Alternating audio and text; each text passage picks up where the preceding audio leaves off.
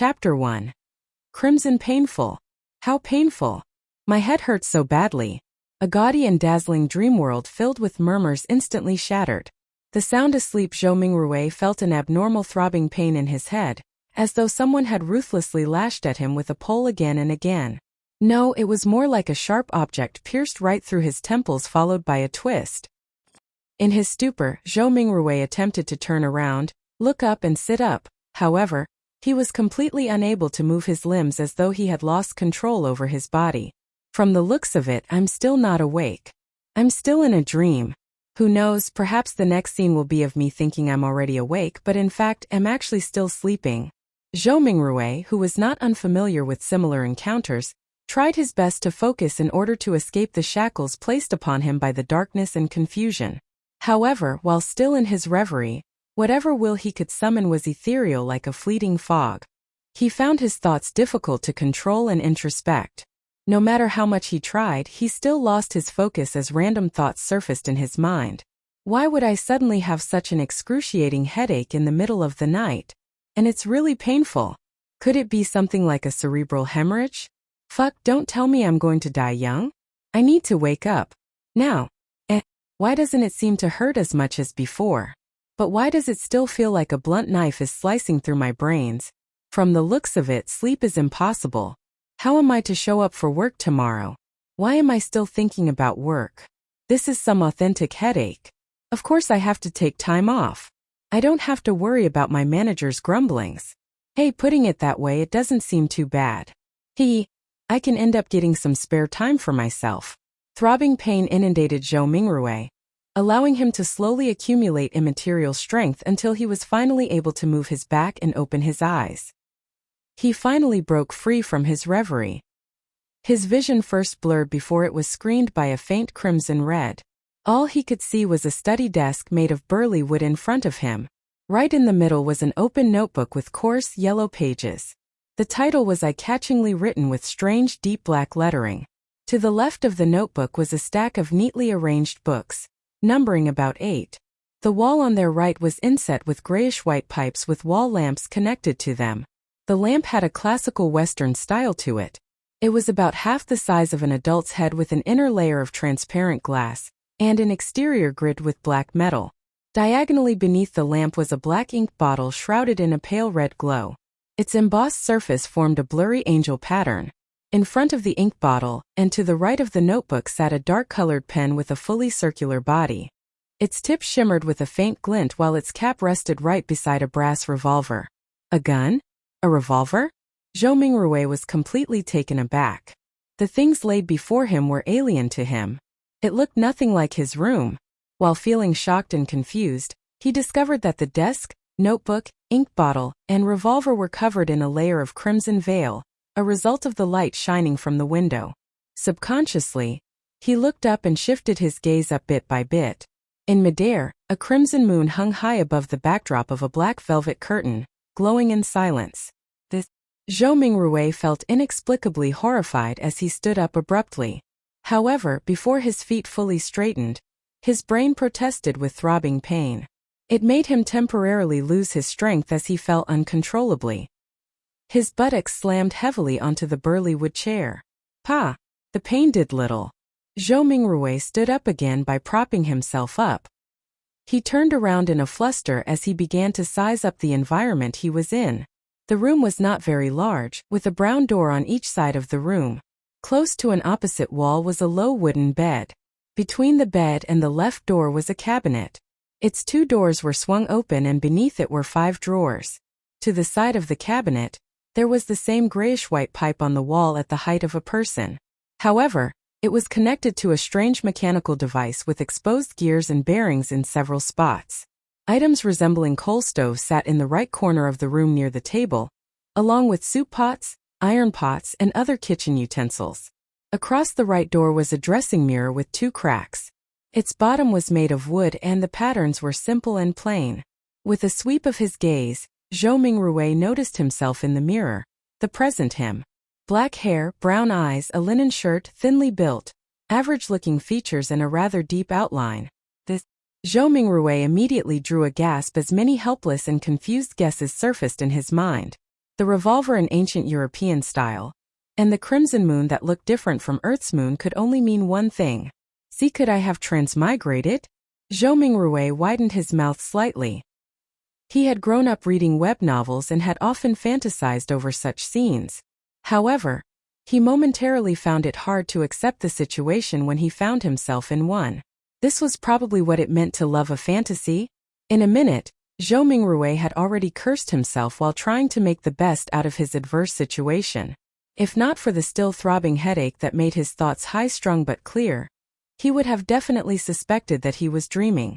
Calm down, calm down, calm down. After taking a few deep breaths, Zhou Mingrui worked hard to stop panicking. At that moment, as his mind and body calmed down, memories began flooding him as they slowly appeared in his mind. Klein Moretti, a citizen of the northern continent's Lone Kingdom, Awa County, city of Tianjin. He is also a recent graduate from the Department of History at Koei University. His father was a sergeant of the Imperial Army who had sacrificed himself during a colonial conflict with the southern continent. The bereavement allowance gave Klein the opportunity to study at a private language school and laid the foundation for his admission into university. His mother was a devotee of the Evernight goddess. She passed away the year Klein passed the entrance examinations to Koei University. He also had an elder brother and a younger sister. They stayed in a two-bedroom apartment together. Their family was not wealthy and its situation could even be described as somewhat wanting. At present, the family was supported solely by the elder brother who worked at an import and export company as a clerk. As a history graduate, Klein grasped knowledge of the ancient Faisak language, deemed the origin of all languages in the northern continent, as well as the Hermes language which often appeared in ancient mausoleums as well as text regarding sacrificial and praying rituals. Hermes language. Zhou Mingrui's mind stirred as he reached out to rub his throbbing temples. He cast his gaze toward the table at the open notebook. He noticed that the text on the yellowed paper turned from strange to alien, before turning from alien to something familiar. It then turned into something readable. It was text written in Hermes language. The dark ink wrote the following. Everyone will die, including me. Hiss. Zhou Mingrui felt inexplicably horrified. He instinctively leaned back in an attempt to widen the distance between him and the notebook, as well as the text on it. Being very weak, he nearly fell down but managed to extend his hands in a fluster to hold onto the edge of the table. He felt that the surrounding air was turbulent as though there were faint murmurings resounding in it.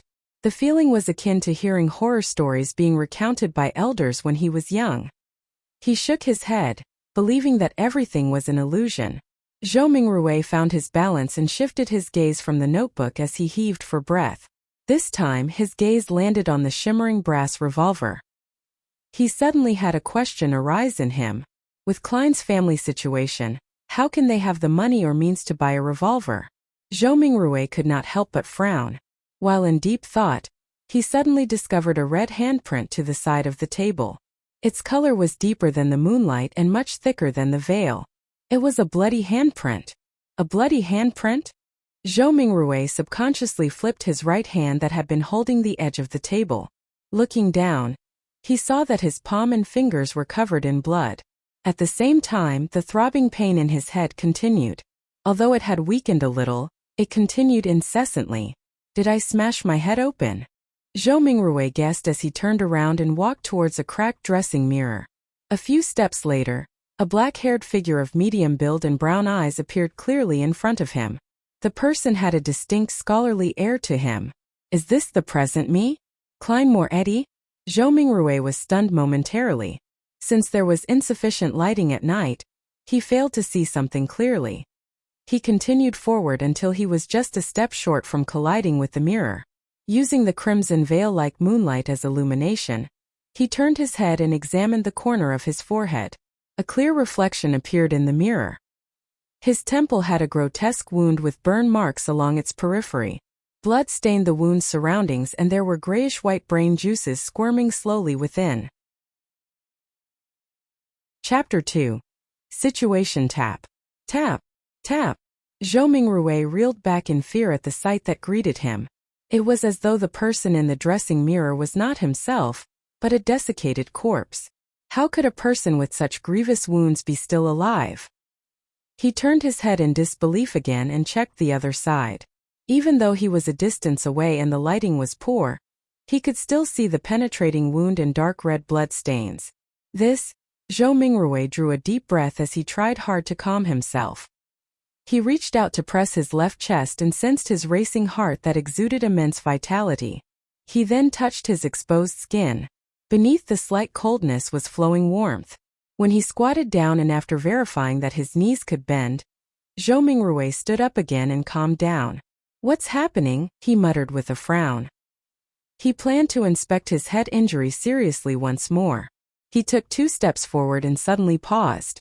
The moonlight of the sanguine moon was relatively dark, so it was insufficient for his serious inspection. A memory fragment triggered as Zhou Mingrui turned his head to look at the grayish-white pipes and the metallic grid lamp on the wall right beside the study desk. This was the most common gas lamp of the times. Its flame was stable and its illumination capabilities were excellent. With Klein Moretti's family situation, even a kerosene lamp was a dream, much less a gas lamp. Using candles was most apt for their standing and stature. However, back when he burned the midnight oil 4 years ago to be admitted into Koei University, his elder brother, Benson, felt that it was an important matter which their family's future depended upon. Therefore, he insisted on creating conducive studying conditions for Klein, even if it meant taking on debt. Of course, Benson, who was literate and had worked for several years, was not a rash person who did not think of the consequences. He had quite some tricks up his sleeve. He reasoned with the landlord to raise the apartment standards by installing gas pipes to improve the likelihood of rentals in the future. The landlord was convinced and provided the money to complete the basic modifications. Then, using the convenience of working at an import and export company, he purchased a brand new gas lamp which was nearly at cost price. In the end, all he needed was to use his savings and did not need to borrow money. After the memory fragment flashed past his mind, Zhou Mingrui came to the desk where he turned the pipe's valve and began twisting the gas lamp's switch. With a sputtering sound, a spark sounded from friction. Light did not descend upon Zhou Mingrui as he had expected. He twisted the switch a few more times, but all the gas lamp did was sputter and remain dark. Retracting his hand and pressing on his left temple, Zhou Mingrui sought for the reason by rummaging through his memory fragments. A few seconds later he turned around and walked toward the door. He arrived at the machine installation which was similarly inset into the wall, and had grayish-white pipes connected to it. This was a gas meter. After seeing the exposed gears and bearings, Zhou Mingrui took out a coin from his trousers pocket. It was dark yellow in color and had a bronze shimmer to it.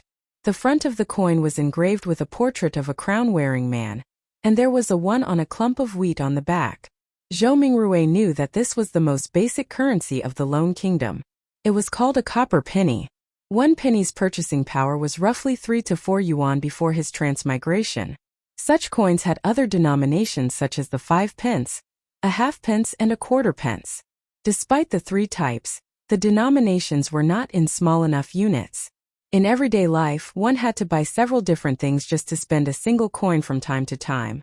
After flipping the coin, which was only minted and circulated after King George III ascended to the throne, a few times, Zhou Mingrui inserted it into the gas meter's thin vertical mouth. Clink! Clang! After the penny fell to the bottom of the meter, the sound of grinding gears sounded immediately, producing a short but melodious mechanical rhythm. Zhou Mingrui stared at the meter for a few seconds before returning to the burly wood desk. He then reached out to twist the gas lamp switch. After some sputtering, there was a sharp sound. A fire plume ignited and rapidly grew.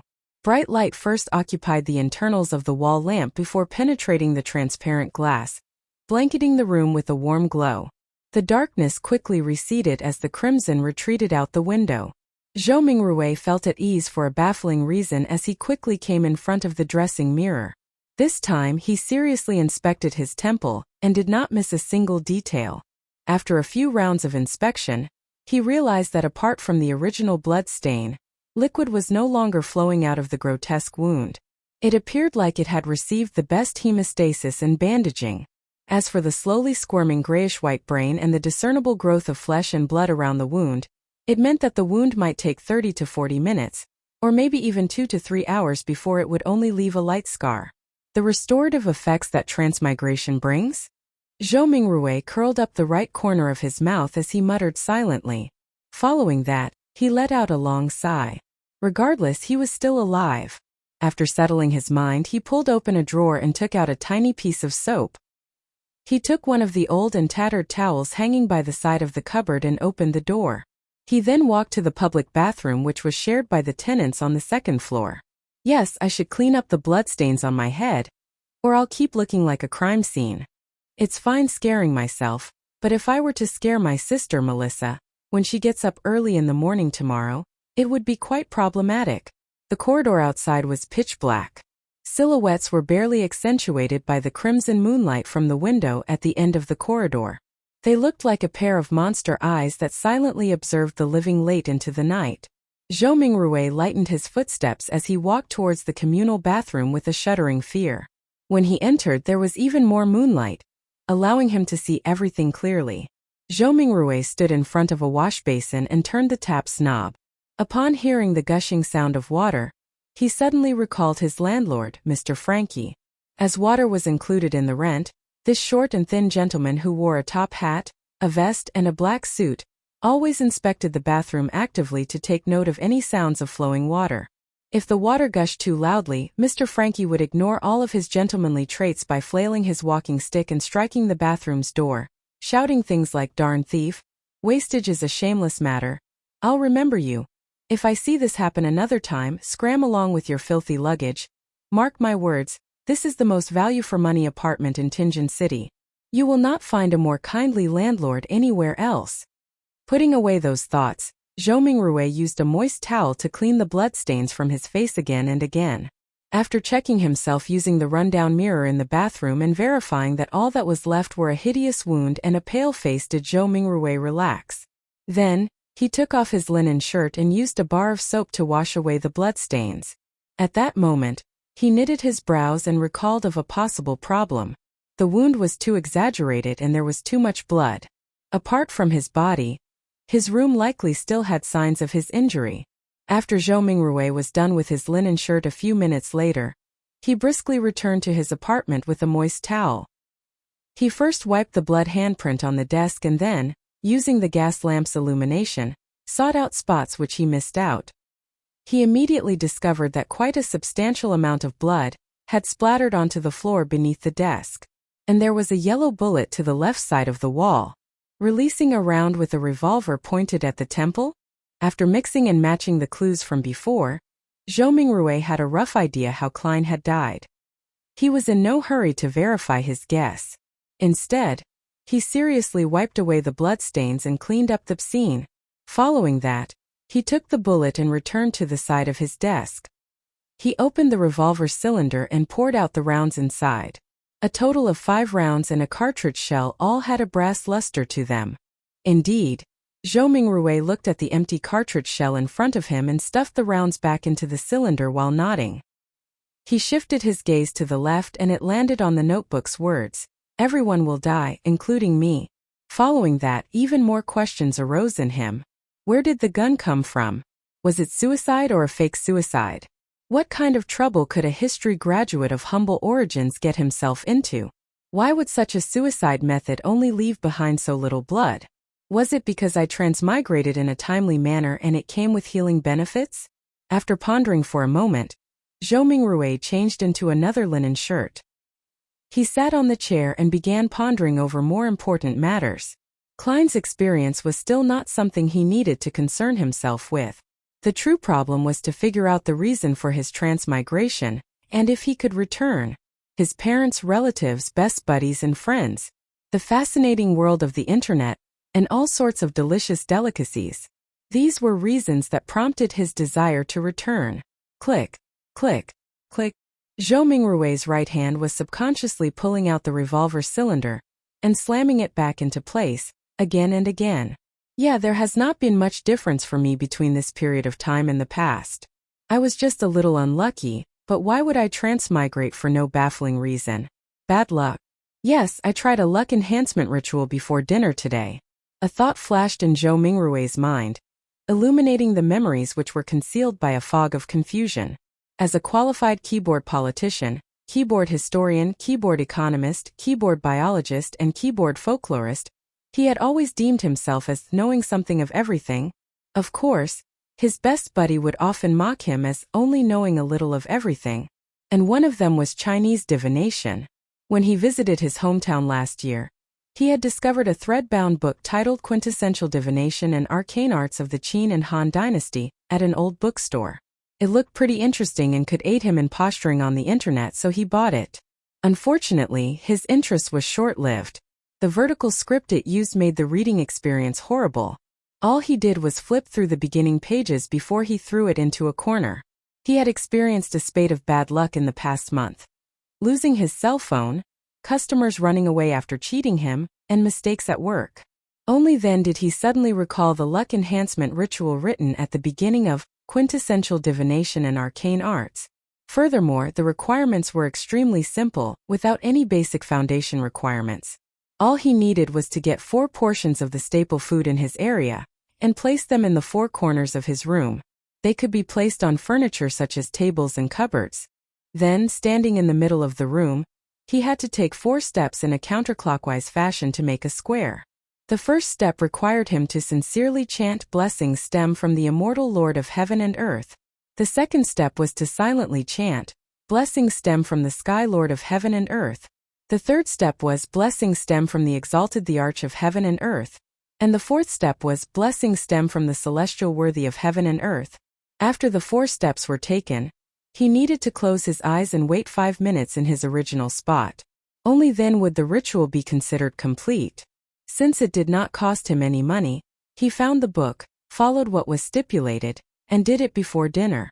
However, nothing happened back then. Who would have guessed that he would actually transmigrate in the middle of the night? Transmigration. There is a distinct possibility that it's due to that luck enhancement ritual.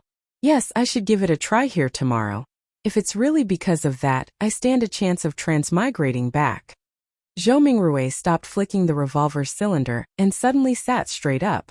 Regardless, he had to give it a try. He had to attempt a Hail Mary. Chapter 3. Melissa. After confirming his plan, Zhou Mingrui immediately felt he had a mental crutch. His fear and unease were all swept away into a corner of his mind. Only then did he have the mood to carefully study Klein's memory fragments. Zhou Mingrui habitually stood up before turning off the pipe's valve. He watched the wall lamp gradually dim until its flame extinguished before sitting back down. As he subconsciously fiddled with the revolver's brass cylinder, he pressed the side of his head. He slowly recalled his memories in the crimson-dyed darkness, as though he was the most attentive viewer in a movie theater. Perhaps as a result of having a bullet pass through his head, Klein's memories were like shattered glass. Not only were the memories not contiguous, there were many spots which were clearly missing. For example, memories pertaining to how the exquisite revolver appeared in his possession, whether he had committed suicide or was killed, as well as the meaning of the word, "everyone will die, including me" on the notebook, or whether he had participated in anything odd 2 days before the incident. Not only had these particular memories become fragmented, there were also missing pieces. It was the same even for knowledge he ought to know. In light of the present situation, Zhou Mingrui believed that if Klein were to return to university, it was unlikely he could graduate. This was despite him having left campus just days ago without relaxing one bit. He needs to participate in the Tianjin University's History Department interview 2 days later. The university graduates of Lone Kingdom do not have the tradition of staying at their alma mater. His mentor had given him a recommendation letter for Tianjin University and Backlund University. Through the window, Zhou Mingrui silently observed the red moon setting in the west. The gradual sinking of the moon continued until faint light glowed from the east, dyeing the horizon golden. At that moment, there was a commotion inside the apartment. Soon the sound of footsteps approached his door. Melissa is awake. She's really as punctual as always. Zhou Mingrui smiled. Due to Klein's memories, seeing Melissa made him feel as though she was really his younger sister. However, I do not have a younger sister. He immediately contradicted himself. Melissa was different from Benson and Klein. Her rudimentary education was not completed at the Sunday school classes offered by the Church of the Evernight Goddess. When she reached schooling age, the Lone Kingdom had enacted the Basic Education Law. A primary and secondary education committee was established and was specially provided with funding, increasing the kingdom's investment into education. In less than 3 years, under the premise that numerous church schools would be incorporated, many public primary schools were established to strictly maintain the principle of religious neutrality. This was to prevent education from involving itself in the conflicts between the Lord of Storms, Evernight Goddess, and the God of Steam and Machinery. Compared to Sunday school that only cost a copper penny a week, a public primary school's cost of 3 pence a week appeared rather expensive. However, the former only provided education every Sunday, whereas the latter provided 6 days of classes a week. In conclusion, the price was so low that it was almost free. Melissa was different from most girls. From a young age, she enjoyed things like gears, springs, and bearings. Her ambition was to be a steam mechanic. Having suffered from a lack of culture, Benson, who knew the importance of education, supported his sister's dreams just like how he supported Klein's university education. After all, Tingen Technical School was only considered secondary education. There was no need for her to attend language school or a public school for more knowledge. In July last year, 15-year-old Melissa passed her entrance examinations and fulfilled her dreams of becoming a student at the Tingen Technical School's Steam and Machinery department. As such, her weekly school fees raised to 9 pence. Meanwhile, Benson's company was affected by the situation in the southern continent. There was a drastic drop both in profit and business transactions. More than a third of the employees were retrenched. In order to keep his job and maintain their livelihood, Benson could only accept more arduous tasks. He had to work overtime more frequently or head to places with harsh environments. That was what he was occupied with the past few days. It was not that Klein did not think of helping share his elder brother's burden, but being born a commoner and having been admitted into an average language school, he felt a strong sense of inadequacy when he enrolled into university. For example, as the origin of all languages in the northern continent, the ancient language of Faisak was something all the children of nobles and of the wealthy class would learn from a young age. In contrast, he only made first contact with it in university. He faced many similar aspects during his schooling career. Klein nearly gave his all and often stayed up late into the night and woke up early before barely managing to catch up to the others, eventually allowing him to graduate with average results. Memories regarding his elder brother and younger sister remained active in Zhou Mingrui's mind until he turned the doorknob open. Only then did he jolt awake and remember that he held a revolver in his hand. This was a semi-regulated item. It will scare children. Also, there's still the wound on my head. With Melissa arriving at any moment, Zhou Mingrui pressed onto his temple and hurriedly pulled open a desk drawer and threw the revolver in before slamming it close. What happened? Melissa looked over curiously when she heard the commotion. She was still in the prime of her youth. Even though she did not have much nutritious food to eat, making her face thin and slightly pale, her skin remained lustrous as it exuded the vibes of a young girl. When Zhou Mingrui saw his sister's brown eyes look over, he forcibly composed himself and picked up an item beside his hand before calmly closing the drawer to conceal the existence of the revolver. He placed his other hand on his temple, the texture confirming that his wound had already healed. He took out a silver vine leaf pocket watch and pressed the top gently, causing its cover to flip open. It was a picture of the siblings' father. It was the most valuable item the Royal Army sergeant left behind, but being a second-hand item, it would often malfunction from time to time in recent years even though he had gotten a watchsmith to fix it. It had embarrassed Benson, who enjoyed bringing it with him to elevate his status many a time, so it was thrown away back at home in the end. It had to be said that perhaps Melissa did have talent in machinery. After grasping the principles behind the watch, she borrowed the tools from her technical school to fiddle with the pocket watch. Recently, she even claimed to have fixed it. Zhou Mingrui looked at the watch's open cover and saw that the second hand was not moving. Subconsciously, he twisted the top dial to wind the pocket watch. However, despite winding it a few times, he did not hear the sound of taut springs. The second hand remained motionless. It looks like it's broken again. He looked at his sister while trying to find a topic of conversation. Melissa shot him an expressionless glance and briskly walked over to take the pocket watch away. She stood in her spot and pulled up the button sitting atop the pocket watch. With a few simple turns, the tick-tocking of the second hand sounded. Isn't pulling the button up usually meant to adjust the time? Zhou Mingrui's expression immediately turned blank. At that moment, a bell chimed from a faraway cathedral. It chimed 6 times, sounding distant and ethereal. Melissa tilted her head to listen to it and pulled the button up once again. Following that, she turned it to synchronize the time. "It's okay now," she said simply without emotion. She then pressed the top button back and handed the pocket watch back to Zhou Mingrui. Zhou Mingrui returned a smile politely in embarrassment. Melissa gave her elder brother a piercing stare before turning to walk to the cupboard. She took her toiletries and towel before opening the door to leave. She headed for the public bathroom. Why did her expression have a look of disparagement and resignation?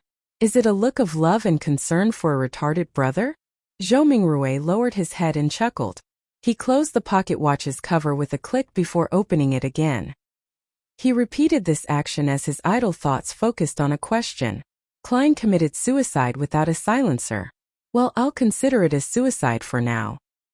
His suicide should have caused quite a commotion. Yet Melissa, who was just a wall away, did not notice it at all. Was she sleeping too soundly? Or is Klein's suicide shrouded in mystery to begin with? Click. The pocket watch opened. Clack. The pocket watch closed. Melissa returned from washing up and saw her brother's subconscious act of constantly opening and closing the pocket watch. Her gaze was once again glazed with exasperation as she said with a sweet voice, "Klein, take out all the remaining bread. Remember to buy fresh ones today. There's meat and peas too. Your interview is soon. I'll make you mutton stewed with peas." As she spoke, she moved a stove out from a corner. With some charcoal, she boiled a pot of hot water. Before the water boiled, she opened the cupboard's lowest drawer and took out what seemed like a treasure. A can of inferior tea leaves. She threw about 10 leaves into the pot and pretended that it was real tea. Melissa poured 2 big cups of tea as she shared 2 pieces of rye bread with Zhou Mingrui over tea. There is no sawdust or excessive gluten mixed in, but it is unappetizing. Zhou Mingrui still felt weak and was starving. He forced himself to swallow the bread with the tea while complaining inwardly. Melissa finished eating a few minutes later. After she adjusted her black hair that reached down to her vest, she looked at Zhou Mingrui and said, "Remember to buy fresh bread. All we need is 8 pounds. The weather is hot so the bread will easily spoil. Also buy the mutton and peas. Remember to buy them." Indeed, she was showing concern for her dull brother. She even had to repeat to emphasize it another time. Zhou Mingrui nodded with a smile. "All right."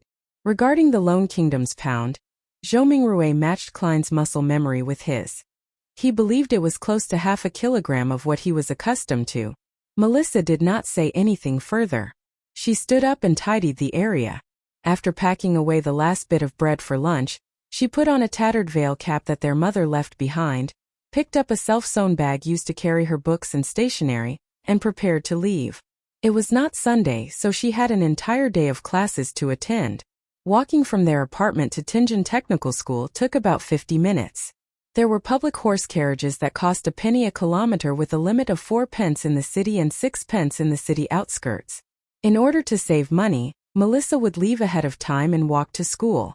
Moments after she opened the main door, she paused in her footsteps and turned her body halfway, saying, "Klein, don't buy too much mutton or peas. Benson might come back on Sunday. Oh, and remember we only need 8 pounds of bread." "All right. Sure thing," answered Zhou Mingrui exasperatedly.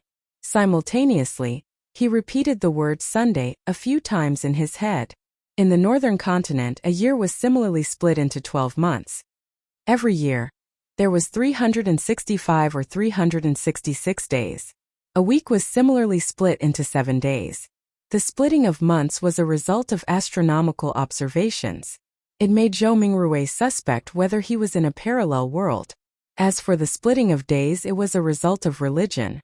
This was because northern continent had 7 orthodox gods: the eternal blazing sun, the lord of storms, the god of knowledge and wisdom, the evernight goddess Mother Earth, the god of war, and the god of steam and machinery.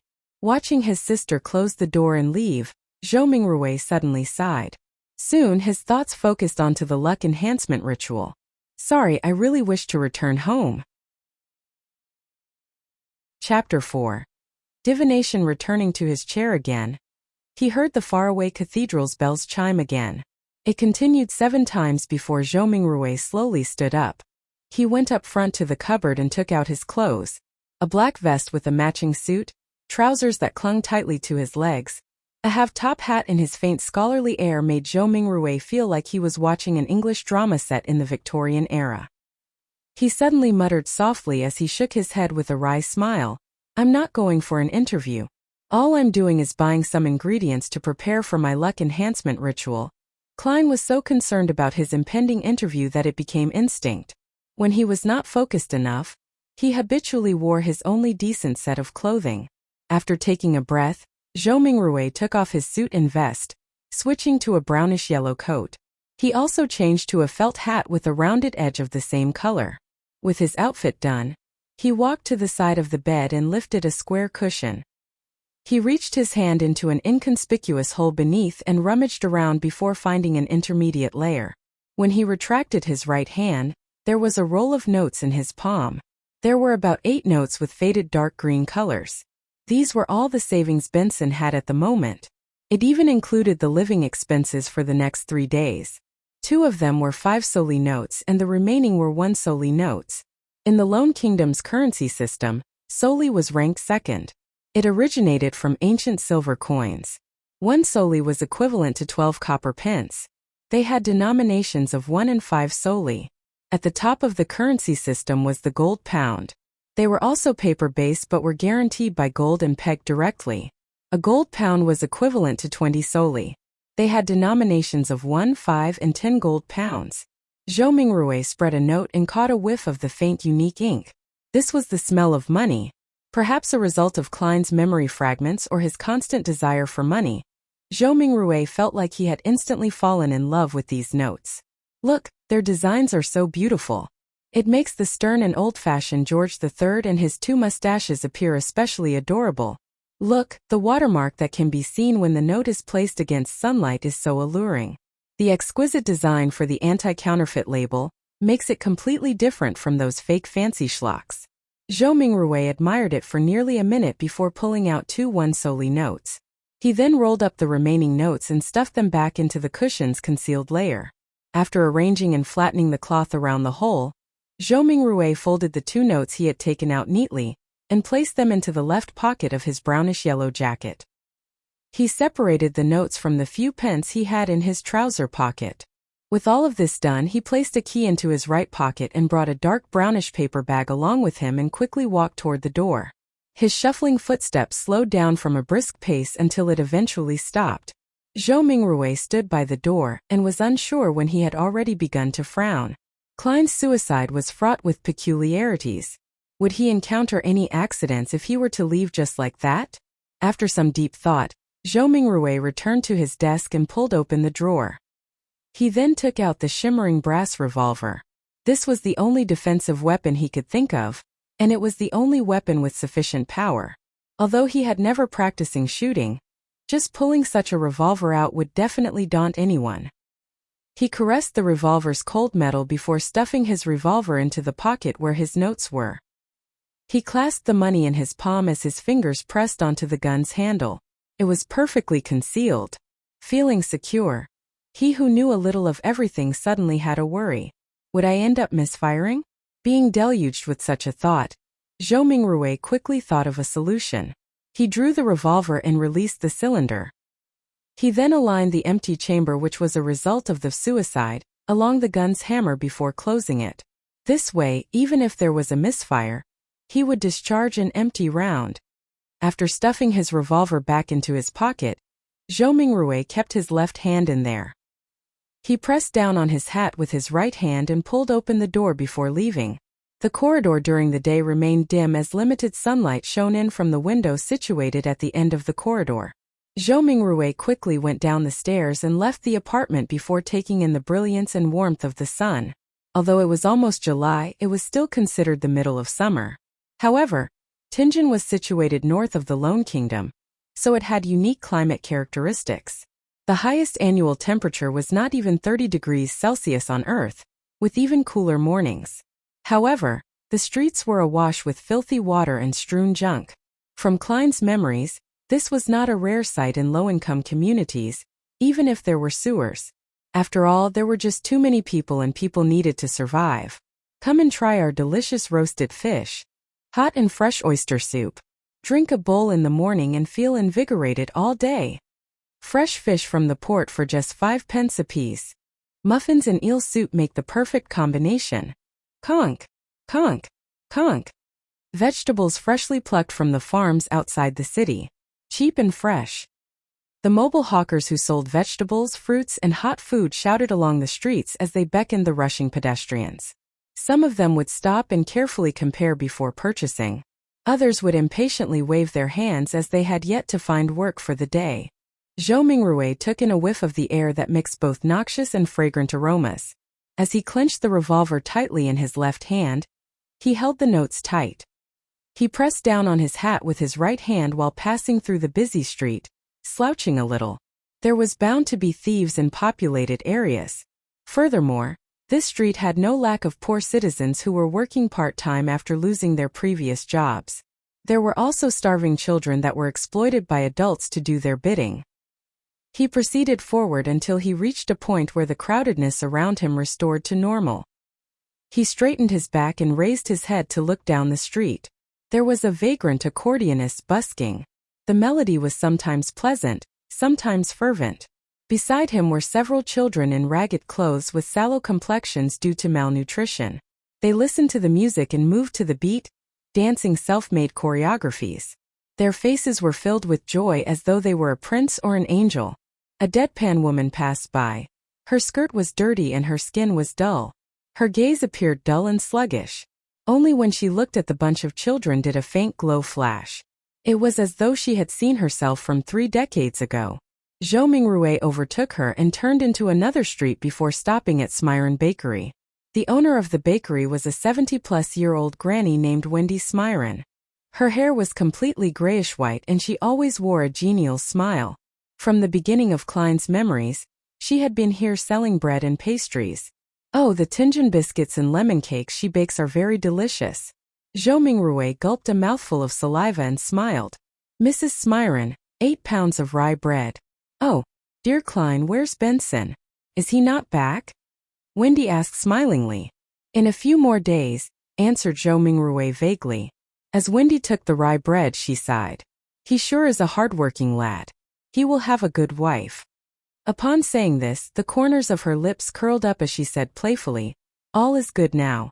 You have already graduated. You are a history graduate of our Koei University. Oh, you will soon be able to earn money. You should not be staying in the apartment you are currently living in. At the very least, you should have a bathroom you can call your own. Mrs. Smyron, you seem to be a young and energetic woman today. All Zhou Mingrui could do was respond with a dry smile. If Klein were to successfully pass his interview and become a lecturer at Tianjin University, it was true that his family would immediately be pushed up to a higher socioeconomic status. In his memory fragments, he had once fantasized about renting a bungalow in the suburbs.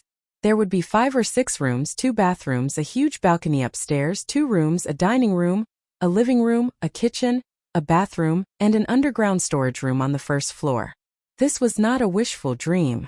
Even a lecturer on probation at Tianjin University would have a weekly salary of 2 gold pounds. After the probationary period, the salary would be raised to 3 gold pounds and 10 soldi. One had to know that despite working for so many years, Klein's brother, Benson, only had a weekly salary of 1 pound and 10 soldi. Ordinary workers at a factory did not even get a pound or, at best, a little more. And rent for a bungalow was about 19 soldi to 1 pound and 18 soldi. This is the difference between earning 3 to 4,000 yuan and earning 14 to 15,000 yuan a month. Zhou Mingrui mumbled to himself. However, all of this was under the premise that he passed either the Tianjin University or Backlund University interviews. There were not many other opportunities. People without any connections were unable to get recommendations to become a public servant. And those who studied history were more limited in job opportunities. There was not much demand for private consultants from the aristocrats, banks, or industrial magnates. Taking into account that the knowledge Klein grasped were fragmented and incomplete, Zhou Mingrui felt awkward and guilty towards Mrs. Smyron's expectations of him. "No, I have always been this young," answered Wendy humorously. As she spoke, she packed the 16 rye bread she had weighed into the brown paper bag that Zhou Mingrui had brought. She stretched out her right hand and said, 9 pence. Every rye bread weighted about half a pound as differences were inevitable. 9 pence? Wasn't it 11 pence 2 days ago? Zhou Mingrui asked subconsciously. It cost 15 pence the month before the previous month.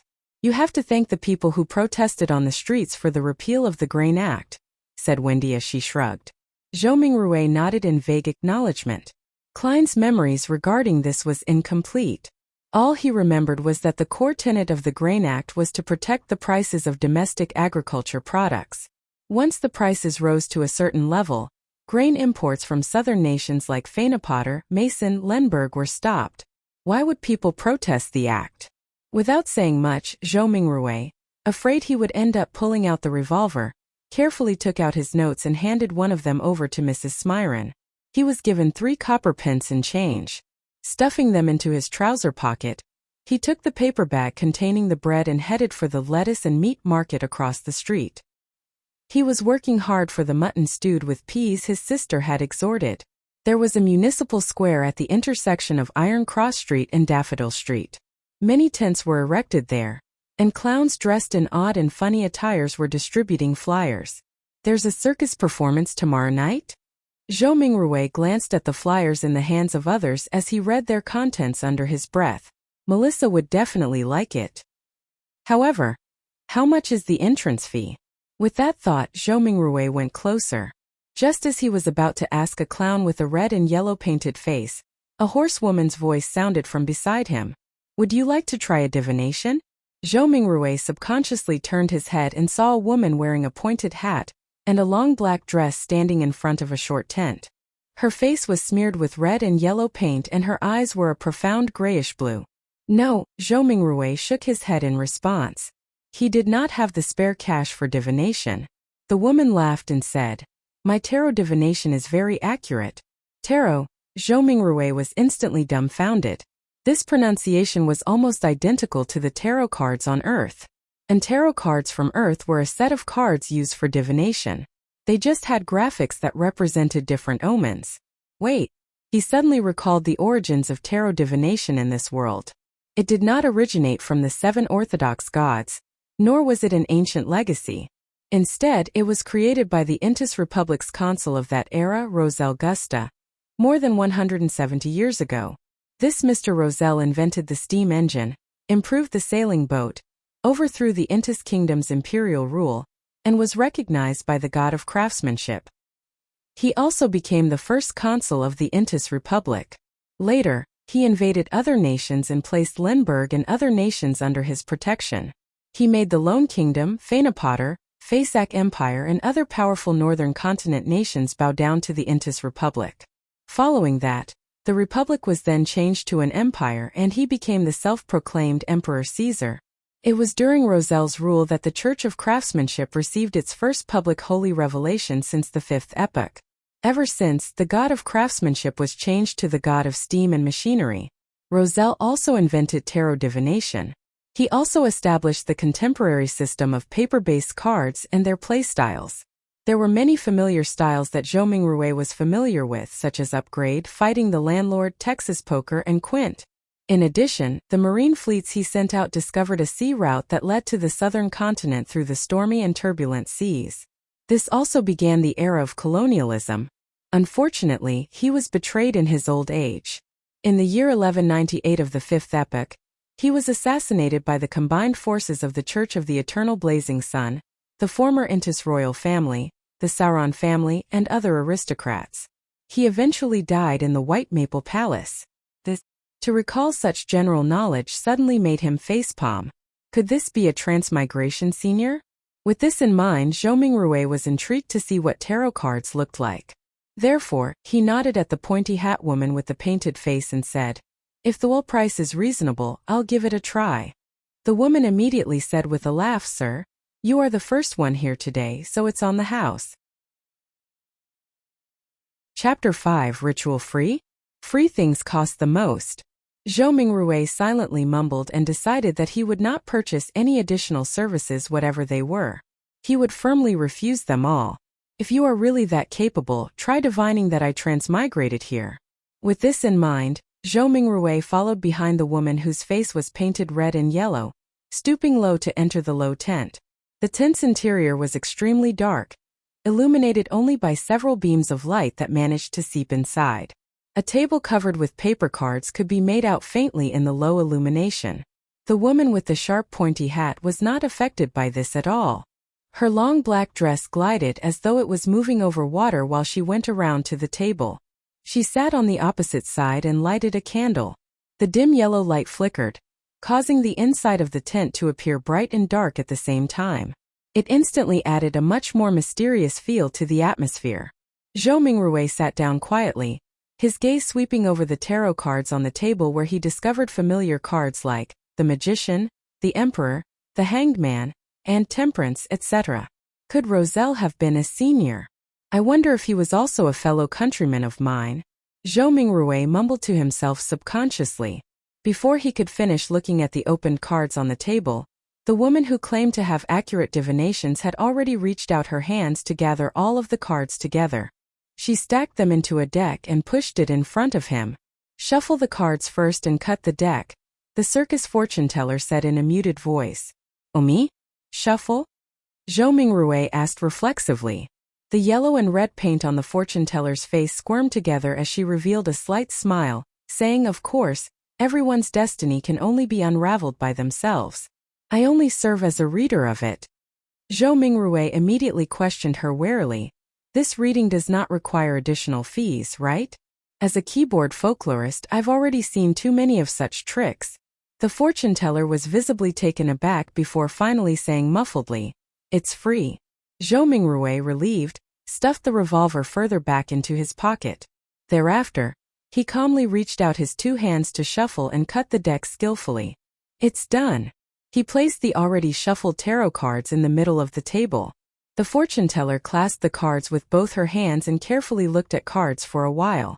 Then she suddenly opened her mouth and said, I'm sorry I forgot to ask, but what would you like to ask about? Back when he was wooing his first love, Zhou Mingrui had also done research on tarot cards.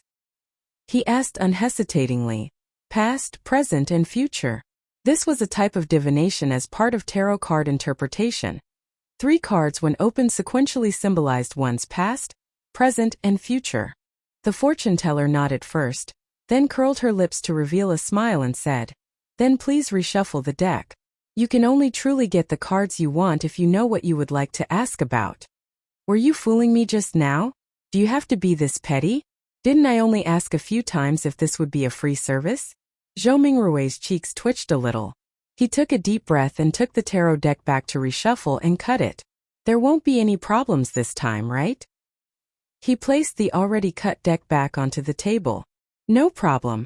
The fortune teller reached out her fingers and picked a card from the top of the deck. Then she placed it on the left side of Zhou Mingrui.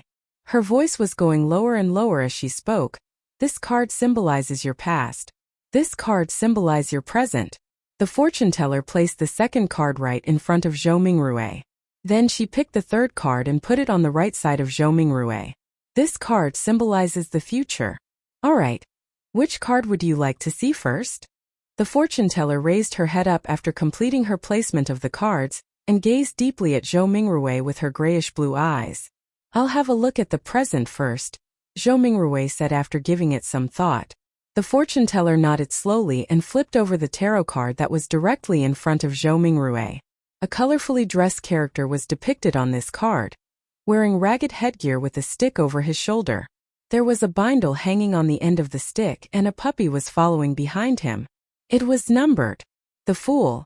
The fortune teller lightly read out the name of the card with her grayish-blue eyes affixed on Zhou Mingrui. The Fool? The Zero card of tarot? A start? A fresh beginning with all kinds of possibilities? Zhou Mingrui was not even considered an amateur enthusiast of tarot, so he could only make a rough interpretation based on his own impressions of tarot. Just as the fortune teller was about to say something, the cloth curtains of the tent was suddenly lifted open. The ray of sunlight that shone in was so blinding that it caused the back-facing Zhou Mingrui to instinctively narrow his eyes. Why are you impersonating me again? It's my job to handle the divination for people. A woman's voice growled angrily. Return to your post quickly.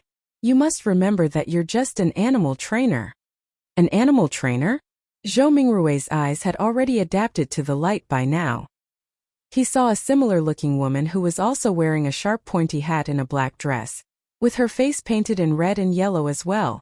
The only difference was that she was taller and had a slimmer physique. The woman who was seating in front of him immediately stood up and said disgruntledly, "Don't mind this, it's just that I like doing this. But I have to say my divination and interpretation can be really accurate sometimes." "I'm serious." She spoke and lifted up her dress to go around from the side of the table before quickly trotting away from the tent. "Sir, would you like me to interpret your cards for you?" The real fortune teller looked at Zhou Mingrui and asked with a smile. Zhou Mingrui's lips twitched and asked her sincerely, "Is it free?" "No," the real fortune teller answered. "Then forget it." Zhou Mingrui pulled his hands back and put them into his pockets. He clutched his revolver and money before stooping again to exit the tent. Damn! He actually got an animal trainer to be his fortune teller?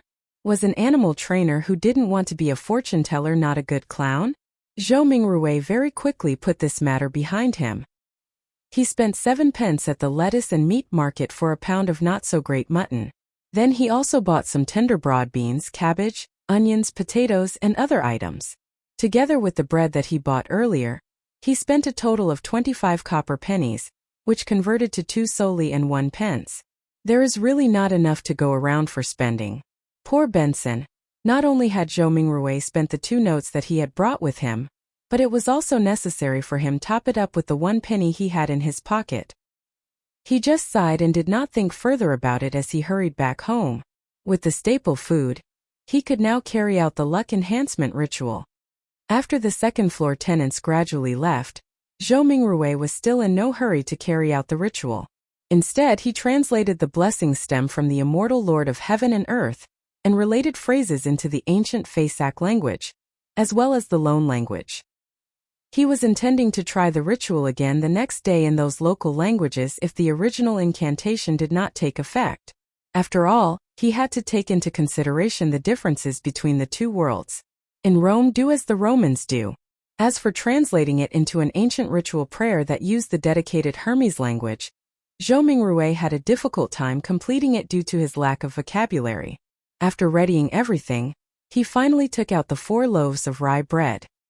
He placed one in the corner where the coal stove was originally, one at the bottom inner side of the dress mirror, one at the top of the cupboard where 2 walls met, and one at the right side of the study table where miscellaneous items were kept. With a deep breath, Zhou Mingrui came to the center of the room and spent a few minutes to calm himself. Then he took a solemn step forward and went in a counterclockwise direction in the shape of a square. When he took the first step, he chanted in a low whisper, "Blessings stem from the immortal Lord of Heaven and Earth." The second step, he sincerely chanted, "Blessings stem from the Sky Lord of Heaven and Earth." The third step, Zhou Mingrui breathed out a whisper, "Blessings stem from the exalted the Arch of Heaven and Earth." At the fourth step, he spat out a foul breath and meditated in concentration. "Blessings stem from the celestial worthy of Heaven and Earth." When he returned back to the original spot, Zhou Mingrui closed his eyes and waited in his place for an outcome. He had some anticipation in him, some unease, some hope, and some fear. Could he make it back? Was there going to be any effect? Could there be some unexpected situation? The unknown in front of him was tainted with the crimson light of hope. Zhou Mingrui's thoughts were swirling in his head, and was finding it difficult to quell it. It was at this time that he suddenly felt the surrounding air seem to stop, becoming thick and mysterious. Immediately after, a low whisper could be heard beside his ears that sounded at times real, at times sharp, at times imaginary, at times alluring, at times maniacal, and at times crazy. He clearly did not understand the murmuring that went on, but Zhou Mingrui still couldn't help himself from wanting to listen to it and distinguish what it was saying. His head was in pain again. It was so painful that it felt like someone had stuck a steel drill rod into it. Zhou Mingrui only felt like his head was going to explode. His thoughts were filled with the psychedelic of colors. He knew that something was wrong and tried to open his eyes. However, he wasn't even able to complete such a simple action. His entire body was getting tighter and tighter, and it felt like he could just break apart at any time. At this time, a self-mocking thought came up in Zhou Mingrui's mind. If you didn't seek death, you wouldn't die. He could no longer bear with it. Just as his mind was going to break, the murmuring of voices faded away and his surroundings became very quiet. The mood was an erratic one. It was not only the mood.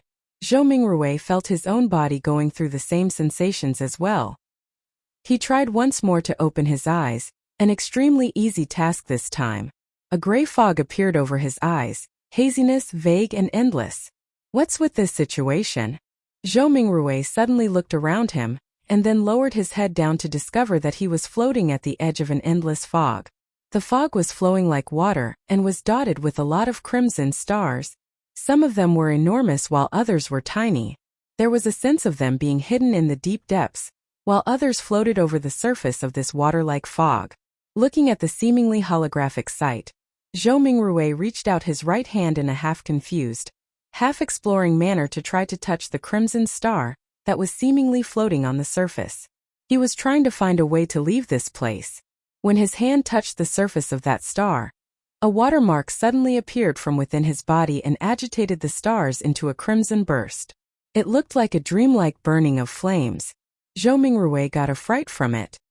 He retracted his right hand in a panic, but accidentally touched yet another crimson star. As a result, this star burst with splendid light as well. In turn, Zhou Mingrui felt his mind empty and his spirit dissipated. In the Lone Kingdom's capital, Backlund, inside a luxurious-looking villa at the royal district, Audrey Hall sat in front of a dresser. The markings on it were antiquated and there was a cracked bronze mirror on the surface. Mirror, mirror, awaken. In the name of the Hall family, I command you to awaken. She switched between many different sayings, but there was no reaction from the mirror at all. After more than 10 minutes, she finally chose to give up and pouted her lips in grievance. She said in a soft murmur, "Father was indeed lying to me. He always tells me that this mirror was the treasure of the Roman Empire's Dark Emperor, and that it is an extraordinary item." Her voice trailed off. The bronze mirror which rested on the dresser suddenly glowed with a crimson light that shrouded her completely. In the Sonia Sea, a three-masted sailboat that looked like an obvious relic was navigating through a storm. Alger Wilson stood on deck, his body undulating with the currents at sea, maintaining his balance easily. He wore a robe embroidered with lightning patterns, and in his hand was a quirky-shaped glass bottle. Bubbles billowed inside the bottle at times, frost turned into snow at times, and signs of gusting wind could be seen at times. "We're still short on the ghost shark's blood," Alger murmured. Then at this moment, a crimson burst appeared in the space between the glass bottle and the surface of his palm. In an instant, it enveloped the surroundings as well. In the fog of gray mist, Audrey Hall regained her sight. She started reckoning the situation in a state of horror and confusion when she noticed the blurry image of a man on the opposite side of her doing the same as well. Immediately after, the both of them discovered another mystery person standing not far from them who was shrouded in a gray mist. The mysterious person was none other than Zhou Mingrui. He was similarly dumbfounded. "Sir, where is this?" Audrey and Alger were startled at first, falling silent in the process. Then, they immediately started speaking in unison. "What are you planning on doing?" Chapter 6. Beyonder. Not only did they speak the same lone language, they also shared the same grim and tense vibes. "Where am I? What do I plan to do here? I would like to know too." Calming himself down, Zhou Mingrui silently repeated the questions posed by the two. What left the deepest impression on him were neither the sentences formed by words nor the meanings behind them, but the display of bewilderment, vigilance, panic, and reverence by the couple. For some baffling reason, two people had been mysteriously dragged into this world surrounded by gray fog. As the perpetrator, Zhou Mingrui was already feeling abnormally dumbfounded and startled, let alone the couple who was pulled into this mess completely passively. For them, such events and encounters might already be beyond their imaginations, right? Momentarily, Zhou Mingrui thought of two options. The first option was feigning victimhood to hide his true identity, and in turn gain a considerable amount of trust. He could then take a wait-and-see approach and take advantage of his circumstances where necessary. The other option was to maintain his mysterious identity in the eyes of the couple. He could then affect the subsequent development while gleaning valuable information from them. Without the luxury of time to deliberate over the situation, he grasped hold of the thought that flashed across his mind. He made an immediate decision to try out the second idea. Exploit the psychological state of the others to gain the greatest advantage for himself. After a few seconds of silence in the fog, Zhou Mingrui chuckled. With a low but not heavy tone, he calmly spoke as though he was replying to the polite greetings from the visitors. An attempt? Audrey Hall looked at the mysterious guy veiled in the grayish-white fog, and the only thought was that whatever was happening was absurd, funny, horrifying, and weird. She was at the dressing table inside her bedroom only moments ago, but just by turning around, she had come into this place that was filled with gray fog. How inconceivable! Audrey took a breath, revealing an impeccable, courteous smile. She asked in a somewhat perturbed way, "Sir, is the attempt over? Might you permit our return?" Alger Wilson also had the intentions to probe Zhou Mingrui in a similar fashion, but his rich experience made him statelier. He held back his impulse and only took on the role of a silent onlooker. Zhou Mingrui looked at the questioner. Looking through the hazy mist, he could roughly see the silhouette of the person in question. It was a tall girl with smooth blonde hair, but her exact countenance could not be seen clearly.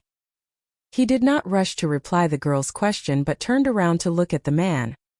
He had messy dark blue hair, as well as a medium stature that was not considered stout. Zhou Mingrui suddenly realized something. Once he became stronger or had a deeper understanding of the foggy world, perhaps it was possible for him to see through the fog and discern the girl and the man. In this situation, they are the visitors and I'm the master.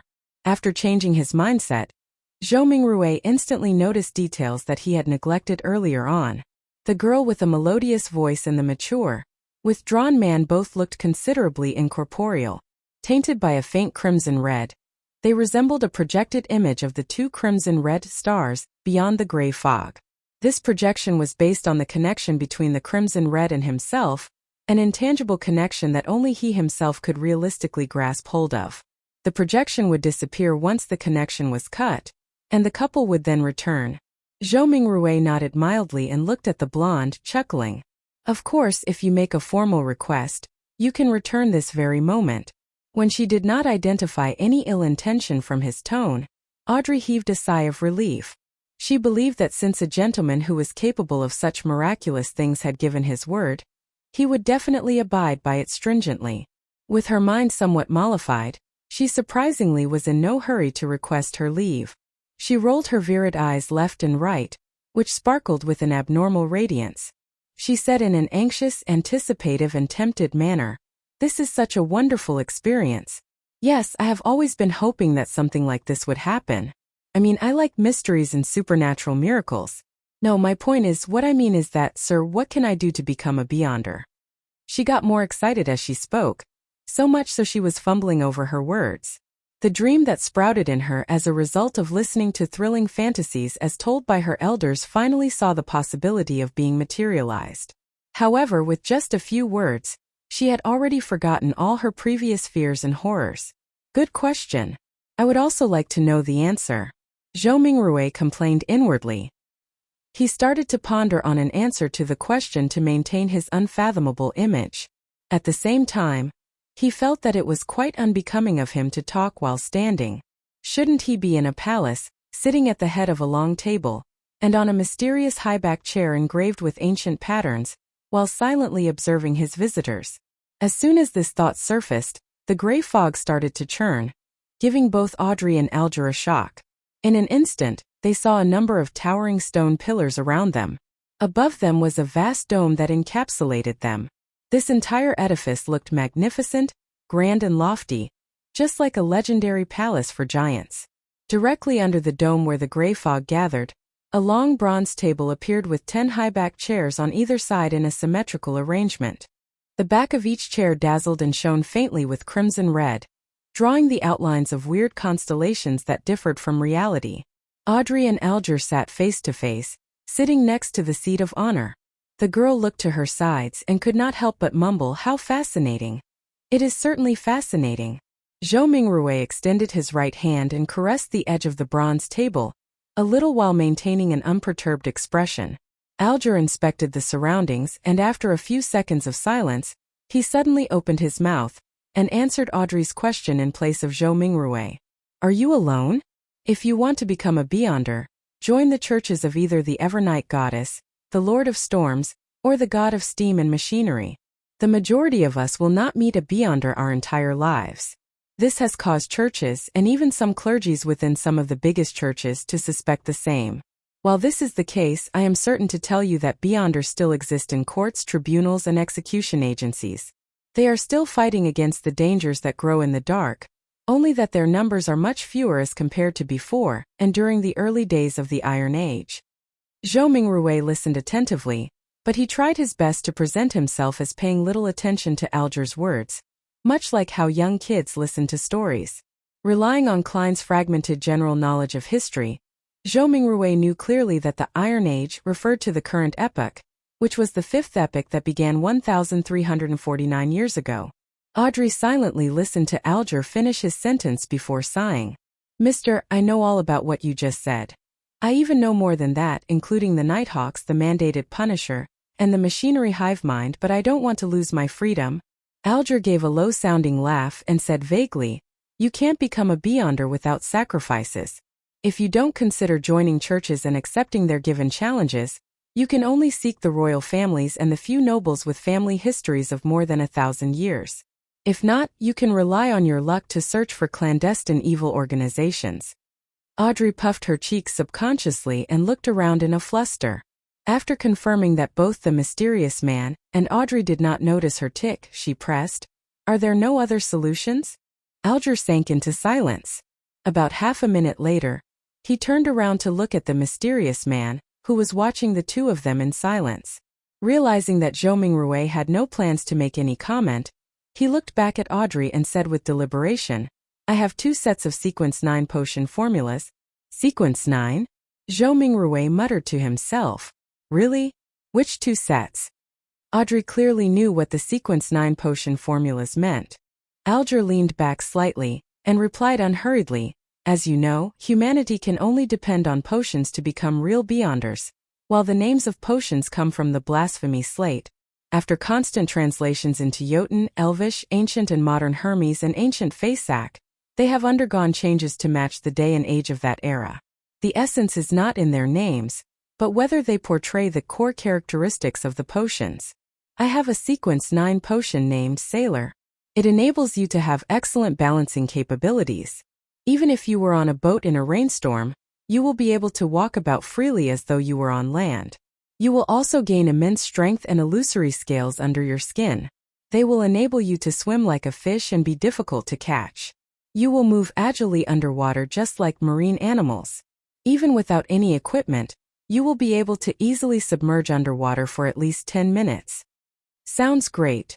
The Keepers of the Seas from the Lord of Storms? It was called by that name in the past. Alger did not pause and continued. The second set of Sequence 9 potions is called Spectator, although I am not sure what it was called in the past. This set of potions enables you to have an exceptionally sharp mind with acute observational abilities. I believe you can understand by what spectator means from watching operas and plays. Just like an audience, spectators judge the actors in the secular world, catching a glimpse of the real thoughts of them through their emotions, conduct, and mantras. At this point, Alger emphasized, "You must remember, regardless of whether you are at an extravagant banquet or a crowded street, spectators can only be spectators forever." Audrey's eyes shone as she listened, and spoke after a long while. "Why? Alright, this is a follow-up question. I think I have fallen in love with this feeling of being a spectator. How can I get this potion's formula? What can I use to trade with you for it?" Alger looked like he was already prepared as he said in a deep voice, "The blood of ghost sharks, at least 100 milliliters of it." Audrey nodded her head excitedly, but subsequently asked worriedly, "If I can get it? And I'm saying if, how do I hand it to you? How can you promise me that you can give the potion's formula to me in return for the ghost shark's blood, as well as the authenticity of the formula?" Alger said calmly, I'll give you an address. I'll mail the formula to you, or tell you directly here, once I receive the blood of the ghost shark. As for promises, I think that both you and I can feel rest assured under the witness of the mysterious Sir. As he said this, he swept his eyes towards Zhou Mingrui, who was sitting up straight at the seat of honor. Sir, the fact that you brought us here shows that you have tremendous strength unimaginable to us. Neither one of us would dare violate a promise with you as witness. That's right. Audrey's eyes sparkled and agreed with excitement. From her perspective, the mysterious gentleman who had unimaginable abilities was definitely an authoritative witness. How could I or the guy opposite me dare trick him? Audrey half-turned her body and looked at Zhou Mingrui earnestly. Sir, please be the witness of our trade. At that moment, she then realized that she was all too impolite, having forgotten all along to ask a particular question. She asked hurriedly, Sir, how should we address you? Alger nodded slightly, and echoed the same question in a serious manner. Sir, how should we address you? Zhou Mingrui was taken aback. He gently rapped his fingers on the bronze table. The contents of the earlier divination flashed across his mind suddenly. He leaned back, withdrew his right hand, and crossed his 10 fingers, placing them below his chin. He gave the duo a faint smile. You can address me as... Upon saying this, he paused for a moment. He said amiably and calmly, the fool. Chapter 7. Call sign, you can address me as the fool? The simple answer soon emanated through the grand hall and dissipated into the fog. However, the voice kept resonating in Audrey's and Alger's hearts, stirring up one ripple after another. They never expected such a designation, but they felt that he was deserving of it. The designation perfectly embodied his image as someone mysterious, powerful, and bizarre.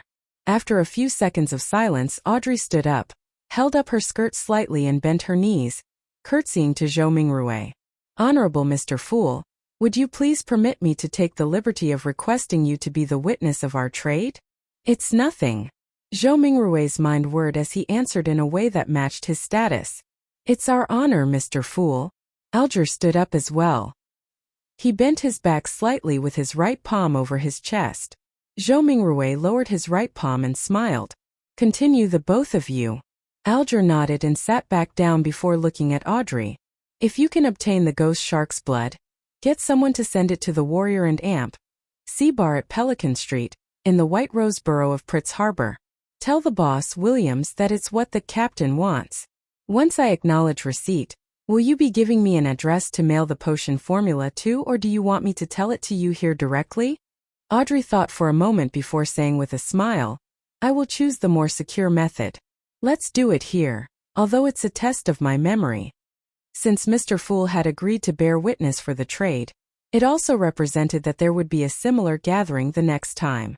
With this in mind, she suddenly turned her head as she looked at Zhou Mingrui with sparkling eyes. With a tone of interest, she suggested, Mr. Fool, would you mind making a few more attempts like this? Alger listened to her suggestion calmly. He was tempted by the suggestion as well. He hurriedly echoed, Mr. Fool, don't you find such gatherings interesting? Although your powers exceed our imaginations, there has to be certain domains that you don't understand or excel in. The person across me is obviously a young lady of lofty stature. I also have my unique set of experiences, insights, mediums, and resources.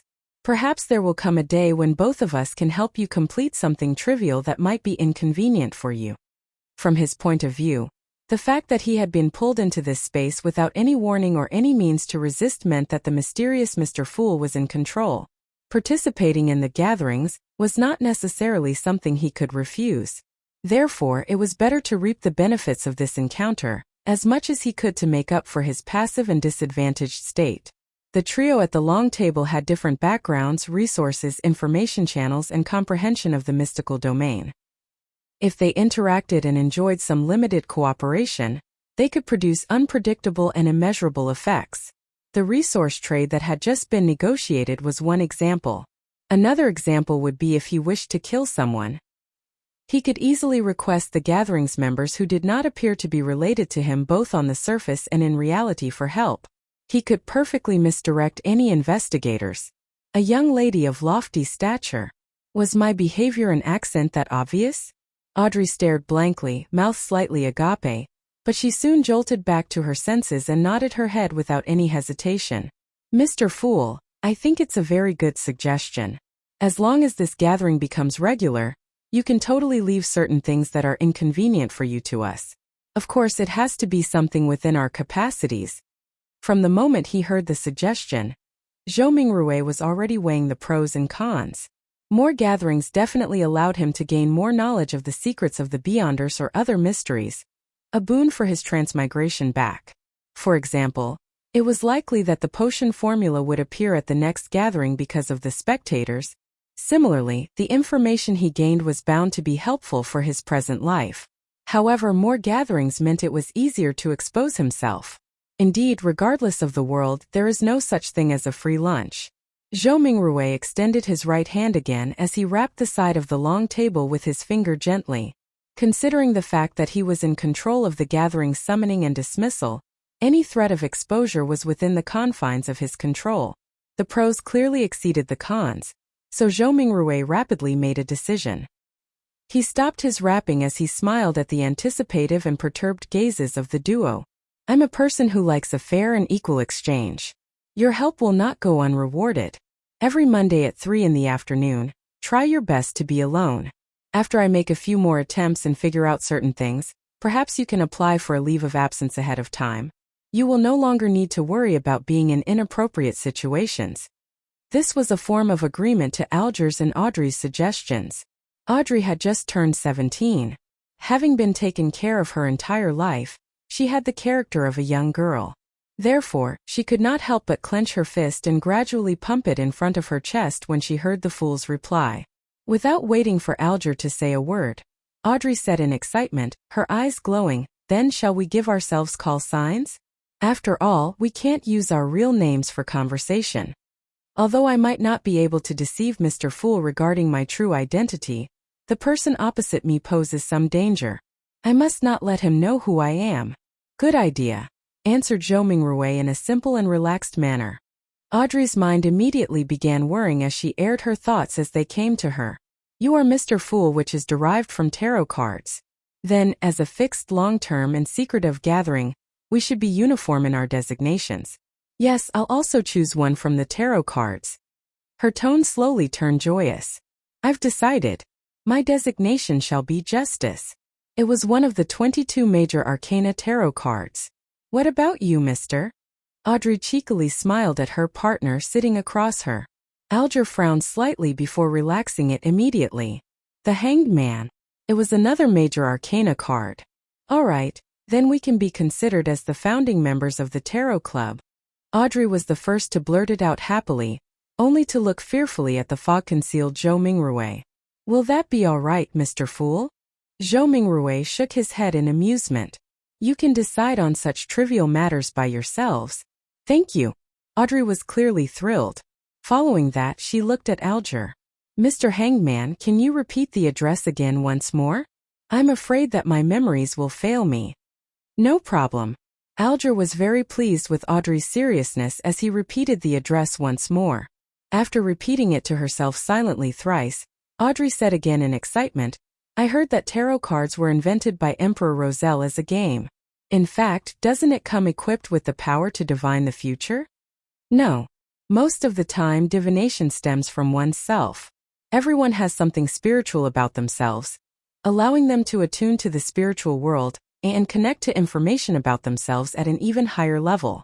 However, ordinary folks are unable to notice this, much less be able to interpret the signs they receive. This information will present itself with the help of divination tools. Let me raise a simple example: dreams and dream interpreters." Alger took a glance at Zhou Mingrui and seeing no response from him, he refuted Audrey's claim. Tarot cards are, in fact, such a tool. It uses more symbolism and more logical elements to help us in conveniently and accurately interpreting the signs. Although Zhou Mingrui appeared indifferent, he was actually listening very carefully. It was only at this point that his empty mind slowly became heavy as his head began to feel a throbbing pain. "Got it." Audrey nodded in agreement. Following that, she emphasized, "That's not what I meant. I'm not doubting the tarot cards, But I heard that Emperor Roselle had actually created another set of cards, secret and mysterious ones. They were paper cards which symbolized a particular unknown power.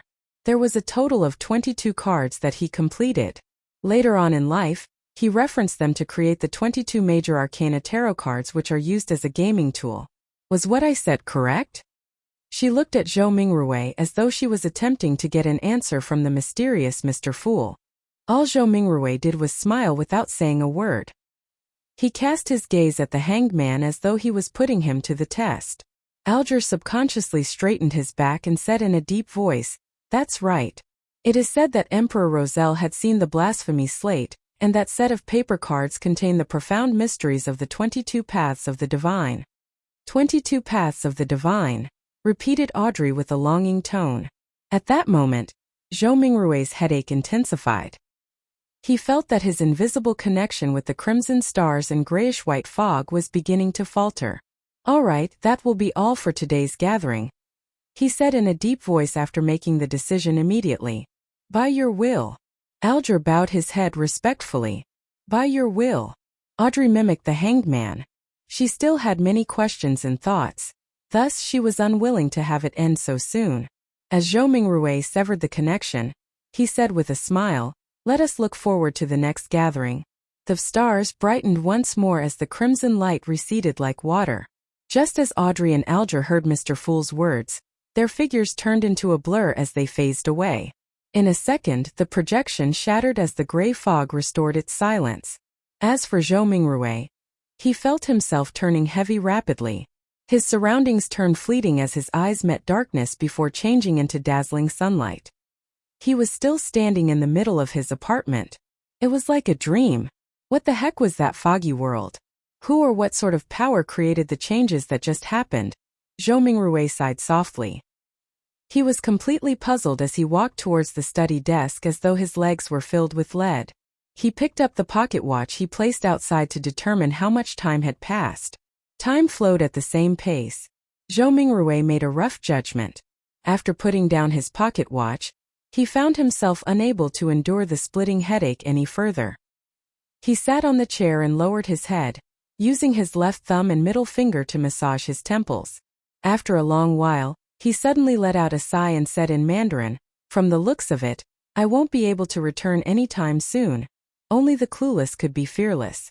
After witnessing such a fascinating event and learning the situation regarding Beyonders and the mysterious world, Zhou Mingrui no longer dared to rashly try the luck enhancement ritual, using ancient Feisac or loan language.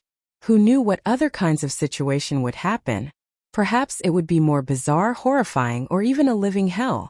At the very least, I should attempt only when I have a deep mastery of mysticism, thought Zhou Mingrui helplessly. Thankfully, the so-called gathering could provide him with help. After another bout of silence, he muttered to himself with a tone of dismay, disappointment, agony, and grief, "From this moment forth I'm Klein." Klein tried his best to refocus his solutions and plans so as to purge the negative emotions in him. Perhaps he could learn the potion formula for Spectator from the side. The gathering that just happened sure is fascinating. People who reside in different places across the world can reduce hundreds of kilometers to just mere inches and discuss face-to-face while supplying each other's needs. Speaking of which, this does sound a little familiar. Klein was stunned for a few seconds before he burst out in laughter. Pressing against his temple, he jested under his breath. Wasn't that a social networking platform? Chapter 8. A New Era Whoosh. Howling wind accompanied a downpour. The three-mast sailboat was tossed around by the crests and troughs of the incoming waves, as if it was being toyed by a giant. The crimson glow in Alger Wilson's eyes faded. He found himself still remaining on the deck and nothing appeared to have changed. Almost immediately, the quirky-shaped glass bottle in his palm shattered and the frost within melted into the rain. In seconds, there were no longer any traces left that suggested the existence of the wondrous antique. A hexagonal crystal-like snowflake emerged on Alger's palm. It then faded rapidly until it was seemingly absorbed by the flesh, vanishing completely in the process. Alger nodded his head in a hardly noticeable manner, as if he was thinking about something. He remained still and silent for a full 5 minutes. He turned around and headed for the cabin. As he was about to enter, a man who wore a similar robe embroidered with lightning patterns emerged from inside. This man, who had soft blonde hair, paused and looked at Alger. He held his right fist to his chest and said, "May the storm be with you." Alger replied with the same words and gesture. There were no emotions on his rough face, which had a well-defined structure. Alger entered the cabin after the greeting and proceeded to the captain's cabin situated at the far end of the corridor. Surprisingly, he did not encounter any sailors on the way. The whole place was as quiet as a graveyard.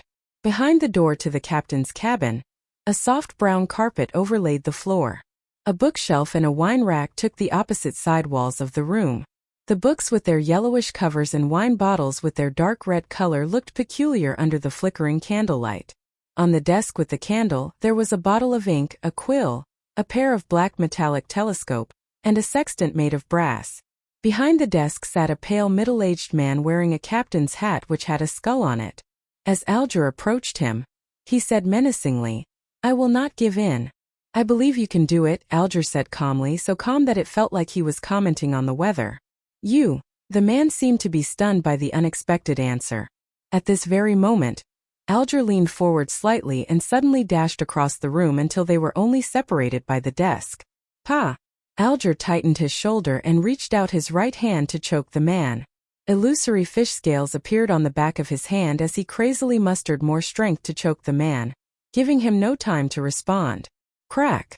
Amid the crisp cracking sound, the man's eyes widened as his body was lifted up. His legs twitched furiously before they soon became motionless. His pupils began to widen as he stared aimlessly.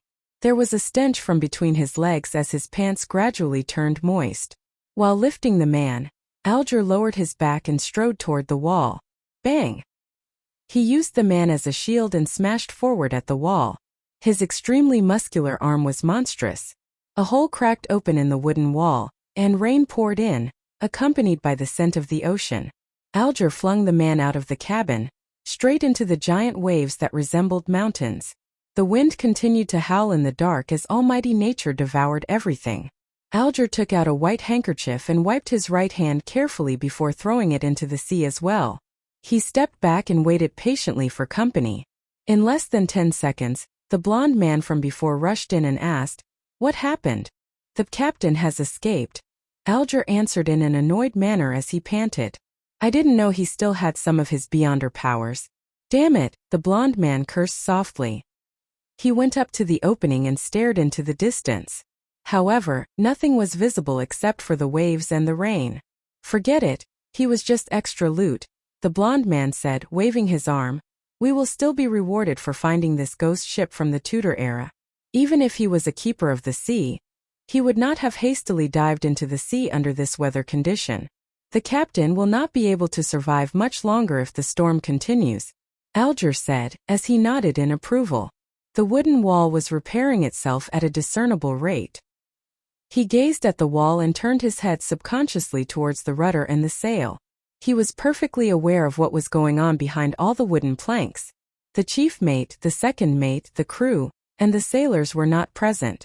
There was no living person on board. Amidst all the emptiness, the rudder and the sail moved eerily by themselves. Alger again pictured the fool who was covered in grayish-white fog inside. He turned back and looked outside at the mighty waves and spoke as though in a reverie while filled with anticipation and awe. "A new era has begun. Empressborough Backlund, capital of the Lone Kingdom." Audrey Hall pinched her cheeks in disbelief of her encounter a while ago. On the dressing table in front of her, the old bronze mirror had shattered into pieces. Audrey cast her gaze downwards and saw the swirling crimson on the back of her hand. It was like a tattoo depicting a star. The crimson gradually faded and disappeared into her skin. Only at this point in time was Audrey certain that it was not a dream. Her eyes twinkled as she grinned. She could not help but stand up before bending down to lift up the hem of her dress. She curtsied towards thin air and started dancing lively. It was the ancient elf dance, the most popular dance among royalty at the moment. She had a bright smile on her face as she moved about gracefully. Knock! Knock! Someone suddenly knocked at her bedroom door. "Who is it?" Audrey immediately stopped her dance and asked as she tidied her dress to look more elegant. "My lady, may I come in? You should start to prepare for the ceremony," Audrey's maidservant asked from outside the door. Audrey looked into a mirror on the dressing table and quickly wiped the smile from her face, leaving only a tiny hint of a smile. She responded gently after she had ensured everything was presentable. "Come in." The doorknob turned and Annie, her maidservant, pushed in. "Oh, it cracked," Annie said as she instantly saw the outcome of the old bronze mirror. Audrey blinked and said slowly, yes. Susie was here just now. I am sure you know she likes to wreak havoc." Susie was a golden retriever that was not so much of a purebred. It was a gift given to her father, Count Hall, when he bought a foxhound. Nevertheless, Audrey adored it. "You should train it well," Annie said, as she picked up the pieces of the bronze mirror adeptly and with care, lest it hurt her mistress. As she finished tidying up, she asked Audrey with a smile, "Which dress do you want to put on?" Audrey thought for a while and answered, "I like the dress designed by Mrs. Guinea for my 17th birthday. No, you can't wear the same dress twice to a formal ceremony or others will gossip about and question the Hall family's financial ability," Annie said, shaking her head in disagreement. "But I really like it," Audrey insisted in a gentle manner. "You can wear it at home or when you attend an event that isn't so formal," Annie said firmly, suggesting that it was not negotiable. "Then it will have to be the one with the lotus design along the sleeves given by Mr. Sadas 2 days ago," Audrey said as she drew in a gasp inconspicuously, maintaining her sweet smile. "You always have such a good taste," Annie said as she stepped back and shouted towards the door, "The 6th dressing room." "Ah, forget it, I shall fetch it myself." Maidservants began to work. The dress, accessories, footwear, hat, makeup and hairstyle. Everything had to be taken care of. When it was almost ready, Count Hall appeared at the door wearing a dark brown waistcoat. He had a hat sharing the same color as his clothes and a nice mustache. His blue eyes were filled with joy, but his loosening muscles, widening waist, and wrinkles were obviously destroying his handsome youth. "The brightest jewel of Backlund, it is time for our departure," Count Hall said, knocking at the door twice. "Father, stop calling me that," Audrey protested as she got up with the help of the maidservants. "Well then, it's time to set off, my beautiful little princess," Count Hall said as he bent his left arm, signaling Audrey to hold his arm. Audrey shook her head slightly and said, "That is for my mother, Mrs. Hall, the Countess." Then this side, Count Hall bent his right arm with a smile and said, "This is for you, my greatest pride. The Royal Navy Base, Pritz Harbor, Oak Island." When Audrey took her father's arm and walked down the carriage, she was suddenly shocked by the juggernaut in front of her. In the military port not far away, there was a huge ship shimmering with metallic reflections. It did not have a sail, leaving only an observatory deck, 2 towering chimneys, and 2 turrets at the ends of the ship. It was so majestic and large that the fleet of sails nearby were like newborn dwarfs clustering around a giant. Holy Lord of Storms, O.M. Lord, an ironclad warship. Amidst the furor, Audrey was also shocked by this unprecedented miracle created by mankind. It was an ocean miracle that had never been seen before. It took a while for the aristocrats, ministers, and members of parliament to compose themselves. Then, a black spot on the sky started to grow in size until it occupied a third of the sky and entered everyone's view. The atmosphere suddenly became solemn. It was a gigantic flying machine with a beautiful streamlined design hovering in mid-air. The deep blue machine had airbags made of cotton which were supported by alloy structures that were strong but light. The alloy structure's bottom had openings mounted with machine guns, projectile launchers, and muzzles. The exaggerated humming noise from the ignition steam engine and the tail blades produced a symphony that left everyone amazed. The king's family arrived on their airship, exuding a lofty and indisputable authority. 2 swords, each with a ruby crown at the handle, were pointing vertically down and reflected the sunlight on both sides of the cabin. They were the Sword of Judgment, emblem which symbolized the Augustus family, and has been passed down from the previous epoch. Audrey was not yet 18, so she had not attended the introductory ceremony, which was an event led by the Empress that marked one's debut into the Backlund social scene, to announce her adult status. Therefore, she could not be nearer to the airship and had to remain silent at the back to watch the entire event. Nevertheless, it did not matter to her. In fact, she was relieved that she did not need to deal with the princes. The miracle that mankind used to conquer the sky touched down gently. The first ones to step down the stairs were the handsome young guards who wore red ceremonial uniforms with white trousers. Decorated with medals, they formed two lines with rifles in hand. They were awaiting the appearances of King George III, his queen, and the prince and princess. Audrey was not new to meeting important people, so she showed no interest at all. Instead, she had her attention on the two statue-like black armored cavalry flanking the king. In this era of iron, steam, and cannons, it was surprising that there was still someone who could bear wearing full armor. The cold metallic luster and the dull black helmet conveyed solemnity and authority. Could they be the higher-order disciplinary paladins? Audrey recalled snippets of a casual conversation among adults. She was curious but did not dare go close. The ceremony commenced with the arrival of the king's family. The incumbent prime minister, Lord Aguisid Negan, went up to the front.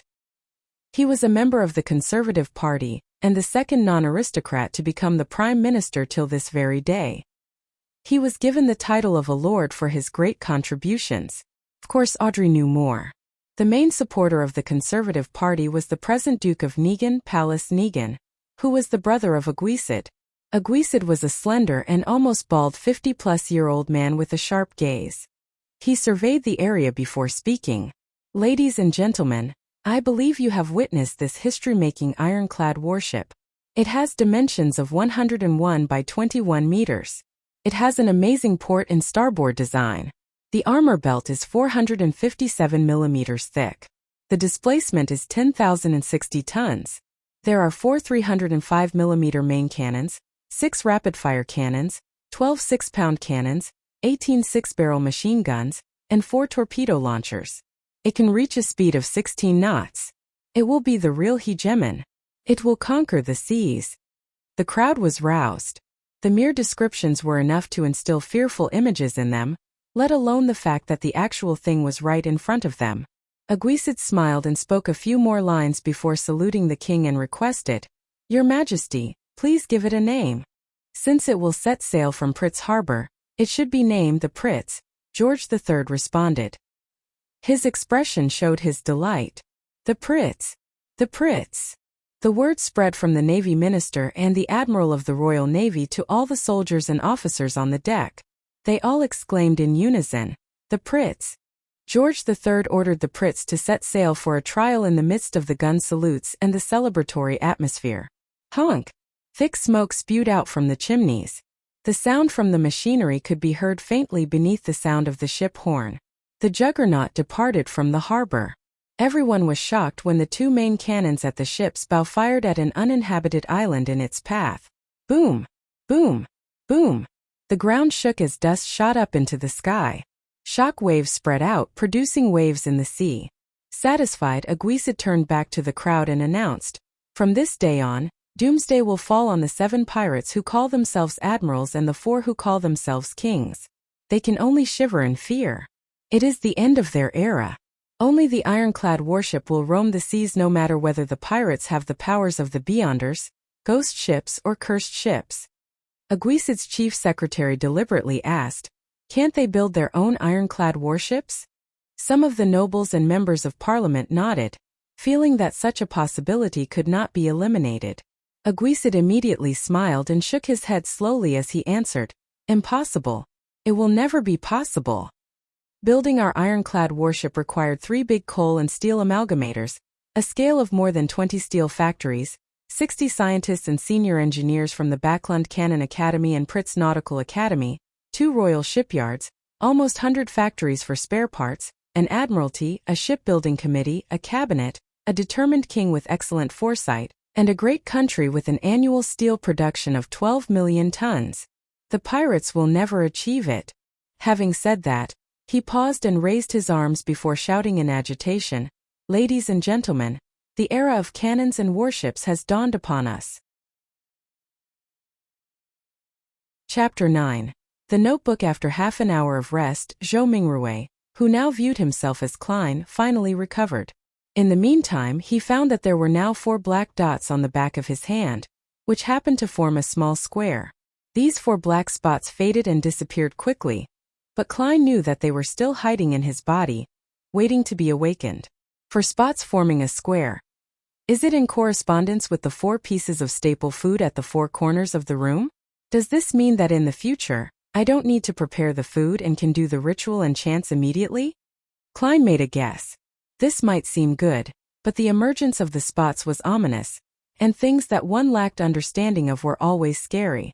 The fact that those inexplicable Chinese divinations from Earth could produce effects here, the strange transmigration in his sleep, the mysterious murmurings that almost drove him crazy during the ritual, and the mysterious and trippy gray world whose significance he had no idea of made Klein shiver in the hot weather of June. The oldest and strongest emotion of mankind is fear, and the oldest and strongest fear is the fear of the unknown. He recalled this saying as he was experiencing the fear of the unknown acutely. There was in him an unprecedented and irresistible urge to make contact with the mysterious domain, to learn more, and to explore the unknown. There was also a contradicting escape mentality within him compelling him to pretend nothing had happened. Intense sunlight shone through the window onto the desk. It was as if there were grains of gold sprinkled on the desk. Klein gazed at the desk, feeling as though he had come into contact with warmth and hope. He relaxed slightly, and a strong sense of fatigue washed over him. His eyelids were as heavy as lead as they kept closing themselves. It must have been the combined effect of the sleepless night and the tiring encounter. Klein shook his head and pushed himself up with the aid of the desk. He stumbled towards the double-decked bed, completely disregarding the rye bread placed at the 4 corners of the room. He fell asleep immediately after he lay down. Groan! Groan! Klein was woken up by hunger pangs. When he opened his eyes, he felt rejuvenated. There's still a slight headache. He rubbed his temples and sat up. He was so hungry that he could eat a horse. He returned to the desk while straightening his shirt. He picked up the silver vine-leaf pocket watch. Pa! The pocket watch's lid sprang open and the second hand was ticking. 12:30. I slept for 3 hours. Klein put the pocket watch back into his linen shirt pocket and while swallowing. In the northern continent there were 24 hours in a day, 60 minutes in an hour, and 60 seconds in a minute. Whether each second passed at the same rate here compared to Earth was unknown to Klein. At this moment he could not even think of terms such as mysticism, rituals or the grayish world. His mind was occupied by one thing, food. He would leave the thinking to after his meals. Only then could he work. Klein picked up the loaves of rye bread from the 4 corners and wiped off the minute specks of dust on it without any hesitation. He planned on making one of them his lunch. He decided to dig into the offerings because he only had 5 pence with him, and there was a tradition of eating the offerings back in his hometown. After all, there was not any observable change to the bread. It was better to be frugal. Of course, the memory and habits left behind by the original Klein had also played a role. It was a huge waste to use the expensive gas only to light up the room. So, Klein took out a furnace and boiled water with it after adding some coal. He paced around as he waited. Anyone would choke eating those loaves of rye bread without water. Yikes! Life with meat only for dinner is going to be dreadful. No wait, this is already an exception. Melissa would only allow our meals to have meat twice a week if not for my upcoming interview, Klein thought, as he looked around hungry. He had nothing better to do. His eyes seemed to turn avaricious when he set his eyes on the pound of mutton in the cupboard. No, I need to wait for Melissa to eat it together, Klein thought as he shook his head and rejected the idea of cooking half of it right now. Although he often ate outside, he had still developed some basic culinary skills, owing to his living in a big city alone. His dishes were not delicious, but they were at least edible. Klein turned his body around so that the mutton would not seduce him. Then, he suddenly realized that he had also bought peas and potatoes in the morning. Potatoes! Klein immediately had an idea. He quickly turned back to the cupboard and took out 2 potatoes from a tiny pile of them. He first cleaned the potatoes in the public bathroom, and then added them into a pot so they were boiled together with the water. After a while, he sprinkled into the water some yellow coarse salt from the spices container he found inside the cupboard. He waited patiently for a few minutes before lifting the pot and pouring the soup into a few cups and a bowl. He took out the potatoes with a fork and placed them on the desk at the end. Fffffff. He blew at the potato as he peeled it bit by bit. The fragrance of boiled potato diffused through the air. It smelled very appetizing. He salivated crazily. The heat could not deter him any longer. Klein took a bite despite having the potato only half peeled. How fragrant! It had a powdery texture and tasted sweet as he chewed. He was instantly filled with emotions and he wolfed down the 2 potatoes. He even ate some of the skin. Then, he held up the bowl and enjoyed the soup. The pinch of salt and water proved to be thirst-quenching. I really enjoyed eating potatoes this way when I was young. A filled Klein exclaimed in his head. Meanwhile, he tore off a small piece of bread and dipped it into the soup to eat it softened. Perhaps the ritual was too tiring. Klein ate 2 loaves of bread which amounted to a whole pound. Klein felt he was finally rejuvenated. He enjoyed the joy of life after he drank the soup, before tidying up. Then he took in the lustrous sunshine happily. He sat back at the desk and began planning. I can't escape. I must think of a way to come into contact with mysticism and become a beyonder as mentioned by Justice and the Hanged Man. I need to overcome the fear of the unknown. The only way now is to wait for the next gathering. I need to try listen for the formula of the spectator potion or other things related to mysticism. There are 4 more days before Monday. Before that, I need to first figure out the problem with Klein. Why did he commit suicide? What happened to him? Unable to transmigrate back and wash his hands of everything, Klein picked up the notebook that lay on the table. He wanted to find hints that could help him regain his lost memory fragments. The original Klein obviously had the habit of taking notes. He also liked to write diaries. Klein was fully aware that the cabinet that supported the desk on the right stored a whole stack of completed notebooks. The book he had began on the 10th of May. Matters regarding his school and mentor, as well as content pertaining to knowledge were at the beginning. May 12. Mr. Azek mentioned that the common language used by the Balam Empire in the southern continent also developed from ancient Faisak, a branch of Jotun. Why is this so? Does this mean that every sentient living being once spoke the same language? No, there has to be a mistake. According to the Revelation of Evernight and the Book of Storms, giants were not the only hegemons of the world in primordial times. There were also elves, mutants, and dragons. Anyways, these are just myths and fantasies. May 16th. Senior Associate Professor Cohen and Mr. Azek discussed the inevitability of the Age of Steam. Mr. Azek opined that it was just a coincidence because if it wasn't for Emperor Roselle, the northern continent would still be wielding swords like the southern continent. Mentor argued that Mr. Azek had placed too much emphasis on the contribution of an individual. He believes that with progress, even if there wasn't an Emperor Roselle, there would be an Emperor Robert. Therefore, the Age of Steam might come late, but eventually come nevertheless. I found little meaning in their discussion. I prefer discovering new things and unraveling the hidden past. Perhaps I am more suited to study archaeology than history. May 29th. Welch found me and told me that he had acquired a notebook from the 4th epoch. Oh my goddess! A notebook from the 4th epoch. He didn't want to ask the archaeology department students for help, so he came to Naya and me to help him decode the contents. How can I refuse? Of course, I can only do it after my graduation defense. I can't afford diverting my attention at this stage. This caught Klein's attention. Compared to the notes about history and viewpoint disagreements, the appearance of a notebook from the 4th epoch might have led to Klein's suicide. The 4th epoch was the epoch before the present Iron Age. Its history was mysterious and incomplete.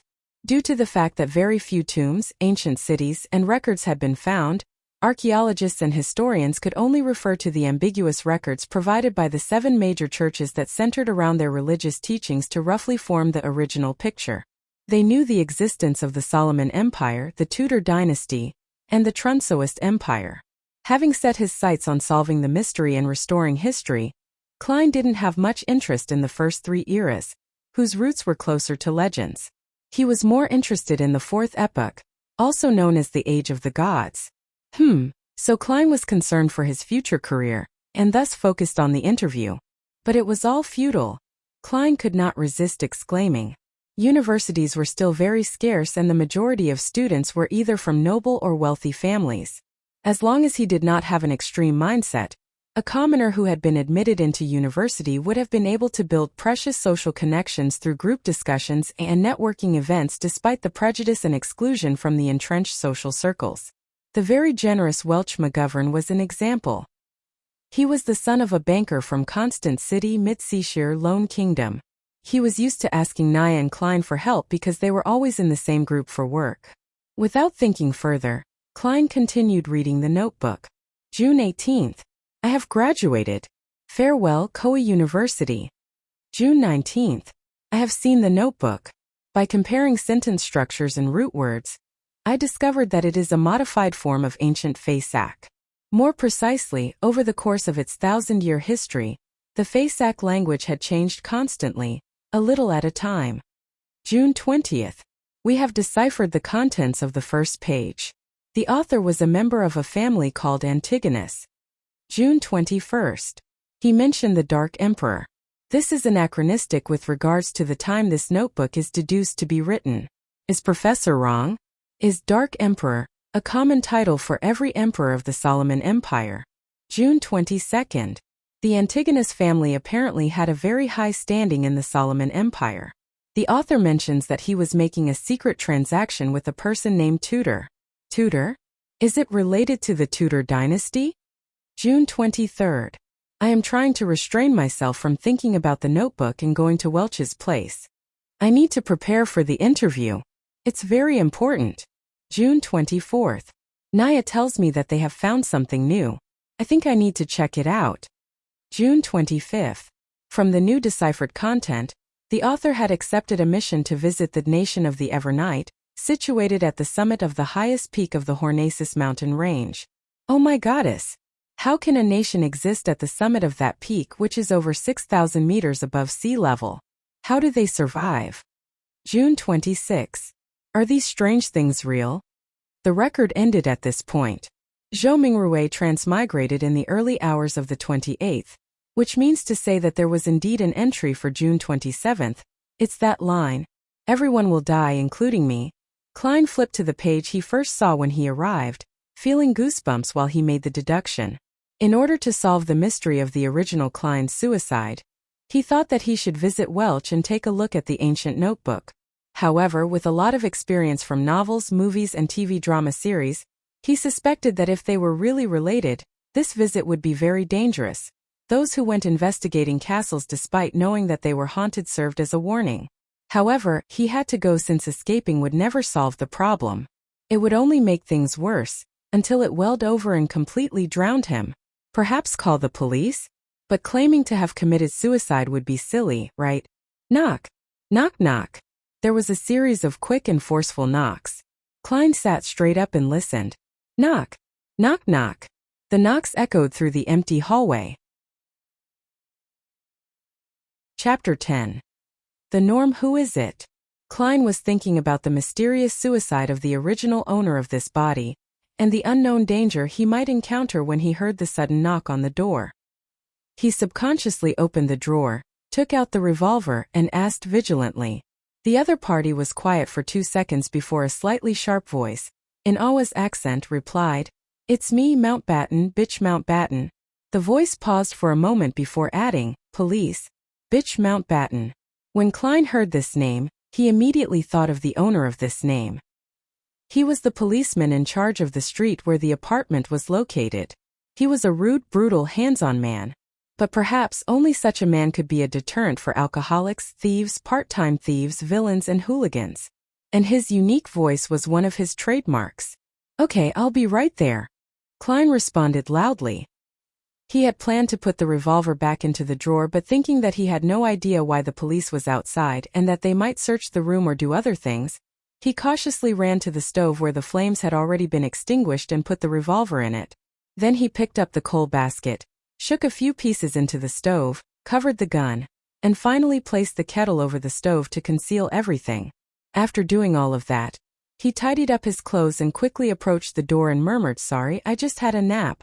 Outside the door stood 4 policemen in black and white checkered uniforms with peak caps.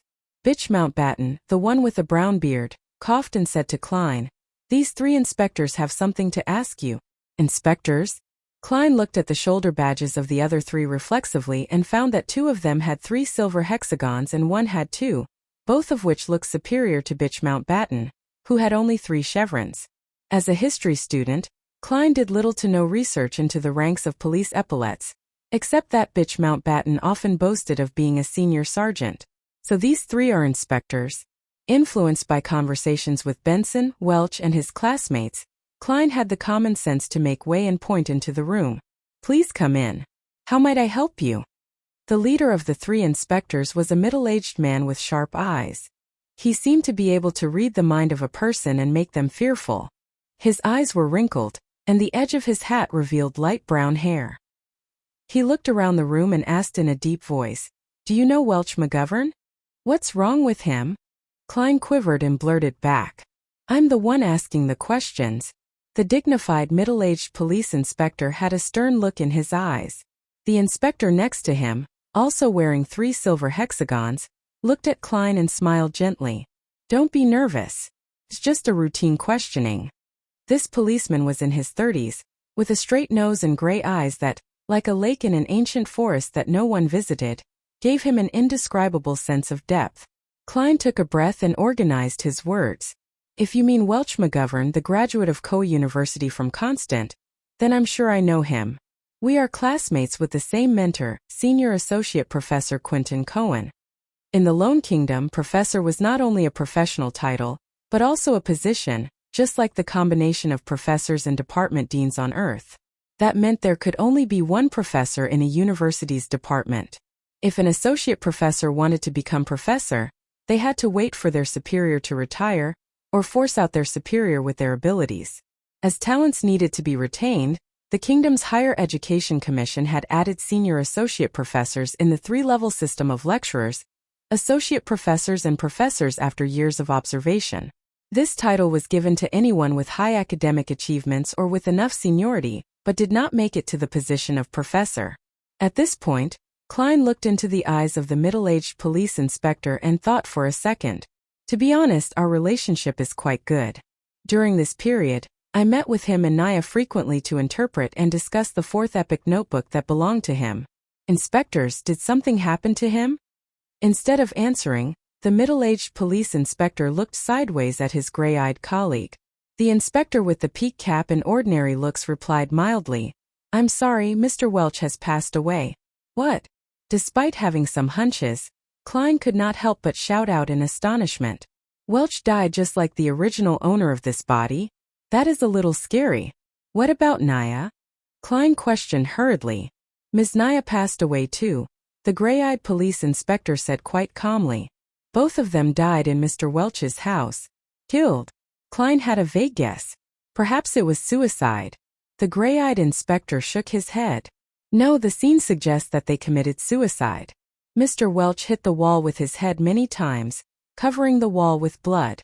Ms. Naya drowned herself in a basin. Yes, the kind used to wash your face." "That's impossible." Klein's hair stood on their ends as he seemed capable of imagining the strange scene. A girl kneeling on a chair and burying her face into a basin filled with water. Her soft brown hair swaying in the wind, but her entire person remaining motionless. Welch falling to the ground and staring at the ceiling intently. His forehead in a complete blood-mangled mess, while the traces of the impact on the wall were evident though with dripping of blood. The gray-eyed inspector continued, "We believe so too, but the autopsy results and the situation at the scene exclude factors such as drugs and external forces." They, being Mr. Welch and Ms. Naya, showed no signs of struggling. Before Klein could speak again, he stepped into the room and asked, pretending to be casual, "When was the last time you saw Mr. Welch or Ms. Naya?" As he spoke, he gestured with his eyes to his colleague with 2 silver hexagons. He was a young police inspector and looked about the same age as Klein. With black sideburns and green pupils, he was good-looking and had a poet's romantic temperament. When he heard the question, Klein thought about it and answered it thoughtfully. "It should be June 26th. We were reading a new chapter in the notes. Then I went home to prepare for my interview on June 30th. The interview was for the history department of Tianjin University." Tianjin was known as the city of universities. There were 2 universities, Tianjin and Koei, as well as technical schools, law colleges and business colleges. It was second only to Backlund, the capital. As soon as he finished, he saw the young police inspector walk towards his desk in the corner of his eye and pick up the notes which resembled more of a diary. "Damn, I forgot to hide it. Hey! Klein cried out. The young inspector smiled back at him, but did not stop flipping through his notes, while the gray-eyed inspector explained, "This is a necessary procedure." At this time, Bitch Mountbatten and the dignified middle-aged police inspectors were just watching without interrupting or assisting in the search. "Where are your search warrants?" Klein had intended to question them, but on second thought, the judicial system of the Lone Kingdom did not seem to have such a thing as search warrants. At least he did not know if there was one. After all, the police force had only been established for 15 or 16 years. When the original owner of this body was still a child, they were still called public security officers. Klein couldn't stop it. He watched the young inspector flip through his notes, but the gray-eyed inspector did not ask any questions. "What is this strange thing?" The young police inspector turned to the end of the notes and suddenly asked, "And what does this mean? Everyone will die, including me. Isn't it common sense that everyone dies except for deities?" Klein was prepared to quibble, but it suddenly occurred to him that he had planned to connect with the police in case of possible danger, but he had no reasons or excuses. He made a decision in less than a second. Putting his hand over his forehead, he answered painfully, "I have no idea. I really have no idea. When I woke up this morning, I felt I wasn't quite right, as if I had forgotten something. It's especially true for whatever happened recently. I don't even know why I had written such a sentence. Sometimes being frank was the best way to solve a problem. Of course, it required skills. There were things that could be said and could not be said, and the order of what was said first mattered. As an expert keyboard warrior, Klein was also good at sophistry. That is ridiculous. Do you think we are fools?" Bitch Mountbatten could not help but interject angrily. "This is such a bad lie that it insults the intelligence of his and his colleagues. It's better for you to pretend to be mentally ill than to pretend to be an amnesiac." "I'm speaking the truth," Klein responded frankly, looking into the eyes of Mountbatten and middle-aged police inspectors. "It really could not be more true." "Maybe it is," the gray-eyed police inspector said slowly. "What? You really believed it?" Klein was surprised himself. The gray-eyed inspector smiled at him and said, "An expert will come in 2 days and believe me, she should be able to help you to recall your lost memories." "Expert? Help me remember my memories?" In the field of psychology, Klein frowned. Hey, what if his memories of Earth were exposed? He suddenly felt like facepalming himself. The young police inspector put down his notes and searched his desk and room. Fortunately, he focused on books instead of lifting the kettle. "Well, Mr. Klein, thank you for your cooperation. We advise that you better not leave Tingen for the coming days. If you have to, please notify Inspector Mountbatten, or you'll become a fugitive," the gray-eyed police inspector warned. "That's it? That's it for today? No other questions with deeper investigations? Or taking me back to the police station to torture me for information?" Klein was at a loss. Nevertheless, he wanted to solve the odd turn of events brought about by Welch too. So he nodded. That wouldn't be an issue. The inspectors exited the room one by one, and the young man at the end suddenly patted Klein on the shoulder. "It's really nice. Very lucky." "What?" Klein's face was puzzled. The green-eyed police inspector with a poet's temperament smiled and said, "Generally speaking, the norm is for all the involved parties to die in such an event. We are very glad and fortunate to see you still alive." After that, he exited the room and closed the door behind him in well-mannered manner. "The norm is for everyone to die together? Very glad that I'm still alive? Fortunate that I'm still alive?" On this June afternoon, Klein was chilling all over. Chapter 11. Real culinary skills. The norm is for everyone to die together? Very glad that I'm still alive? Fortunate that I'm still alive? Klein shivered and quickly ran to the door, trying to catch up with the policeman and ask for protection. But as soon as he reached the handle, he suddenly stopped. That officer talked so horribly about it. Why didn't they protect me, an important witness or key lead? Isn't that too careless? Were they just probing me? Or maybe it's a bait. All kinds of thoughts rushed into Klein's mind. He suspected that the police were still secretly watching him, observing his reaction. He felt much calmer after thinking of this and was no longer so panicked. He slowly opened the door, deliberately shouting with a trembling voice at the staircase, You guys will protect me, right? Tap tap tap. There was no response from the police officers, and there was no change in the rhythm of the contact between the leather shoes and the wooden stairs. I know. You'll do that. Klein shouted again in a tone of feigned conviction, trying to act like a normal person that was in danger. The sound of footsteps gradually weakened and disappeared into the bottom floor of the apartment. Klein snorted and laughed. Isn't that response too fake? Their acting skills are not up to standard. He did not run after them.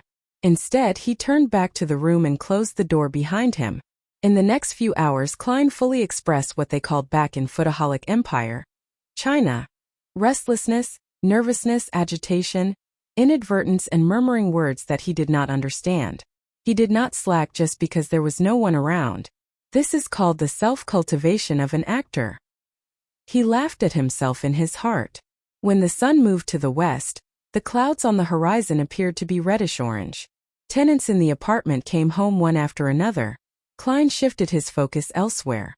Melissa is almost done with school. He looked at the stove, lifted the kettle, peeled off the coal and took out the revolver. Without pause or delay, he reached to the back of the board under the double-decked bed where more than 10 wooden strips were staggered out. After clipping the left wheel between a piece of wooden strip and board, Klein straightened up and waited uneasily, fearing that the police would burst open the door and rush into the room with guns in their hands. If it was an age of steam, he was certain he would not be seen by anyone when he did that. However, there were extraordinary powers here, ones that he had proven through his own experiences. After waiting for a few minutes, there was no movement at the door. There was only the chatter between two tenants who were heading for the heart of the Wild Bar on Iron Cross Street. Phew. Klein exhaled, feeling assured. All he needed to do was wait for Melissa's return and cook the stewed mutton with tender peas. When the idea came to Klein's mind, his mouth seemed to taste the rich flavor of the gravy. He remembered how Melissa cooked stewed mutton with tender peas. First, she boiled the water and stir-fried the meat. Then she added onions, salt, a little pepper and water. After a specific period of time, the peas and potatoes were added, and the stew was to be cooked for an additional 40 or 50 minutes with the lid on. It's indeed a simple and crude way to do it, supported purely by the flavors of the meat itself. Klein shook his head, but there was no other way about it. It was hard for commoners to have many kinds of condiments and various cooking methods. They could only pursue simple, practical, and economical methods. As long as the meat was not burnt or spoiled, anything was good for people who could only eat meat once or twice a week. Klein was not a very good cook himself and ordered takeout food most of the time. But by cooking 3 or 4 times a week, after many weeks of accumulated practice, he had a passing standard and felt that he would not let the pound of mutton down. When Melissa comes back to cook it, it will be done after 7:30 p.m. She would be starving by then. It's time for her to see what real cooking is. Klein made an excuse for himself. First, he started the fire again, went to the bathroom to collect water, and washed the mutton. Then he took out the kitchen boards and knives before chopping the mutton into tiny chunks. As for the explanation for his sudden culinary skills, he decided to blame it on the dead Welsh McGovern, who had not only hired a chef who was good at the mid-seashire flavor, but also often created his own delicacies and invited people to try them. Well, the dead cannot refute me. Nevertheless, TSK, this is a world with beyonders. The dead are not necessarily unable to speak. With that in mind, Klein was a little guilty conscience. He threw aside his confused thoughts and put the meat into the soup bowl. Then he took out the condiment box and added in a spoonful of the crude salt, half of which had begun yellowing. In addition, he cautiously took some black pepper grains from a special small bottle, mixing and marinating them together. He placed the saucepan on the stove and while waiting for it to heat up, Klein rummaged for the carrots from yesterday and cut them into pieces with the onions he bought today. When he was done with his preparations, he took out a small can from the cupboard and opened it. There was not much lard left in it. Klein took a spoonful, put it in the pan and melted it. He added in the carrots and onions and stirred it for a while. As the fragrance began to pervade, Klein poured all the mutton into the pot and fried it with care for a while. He should have added cooking wine in the process, or red wine at least. However, the Moretti family did not have these luxuries and could only drink a glass of beer a week. Klein had to make do with whatever was available and poured in some boiled water. After stewing for about 20 minutes, he opened the lid, put the tender peas and cut potatoes in it, and added a cup of hot water and 2 spoons of salt. He closed the lid, lowered the fire, and exhaled satisfactorily, waiting for his sister to reach home. As seconds turned into minutes, the fragrance in the room intensified. There was the allure from the meat, the rich smell of potatoes, and the refreshing scent of onions.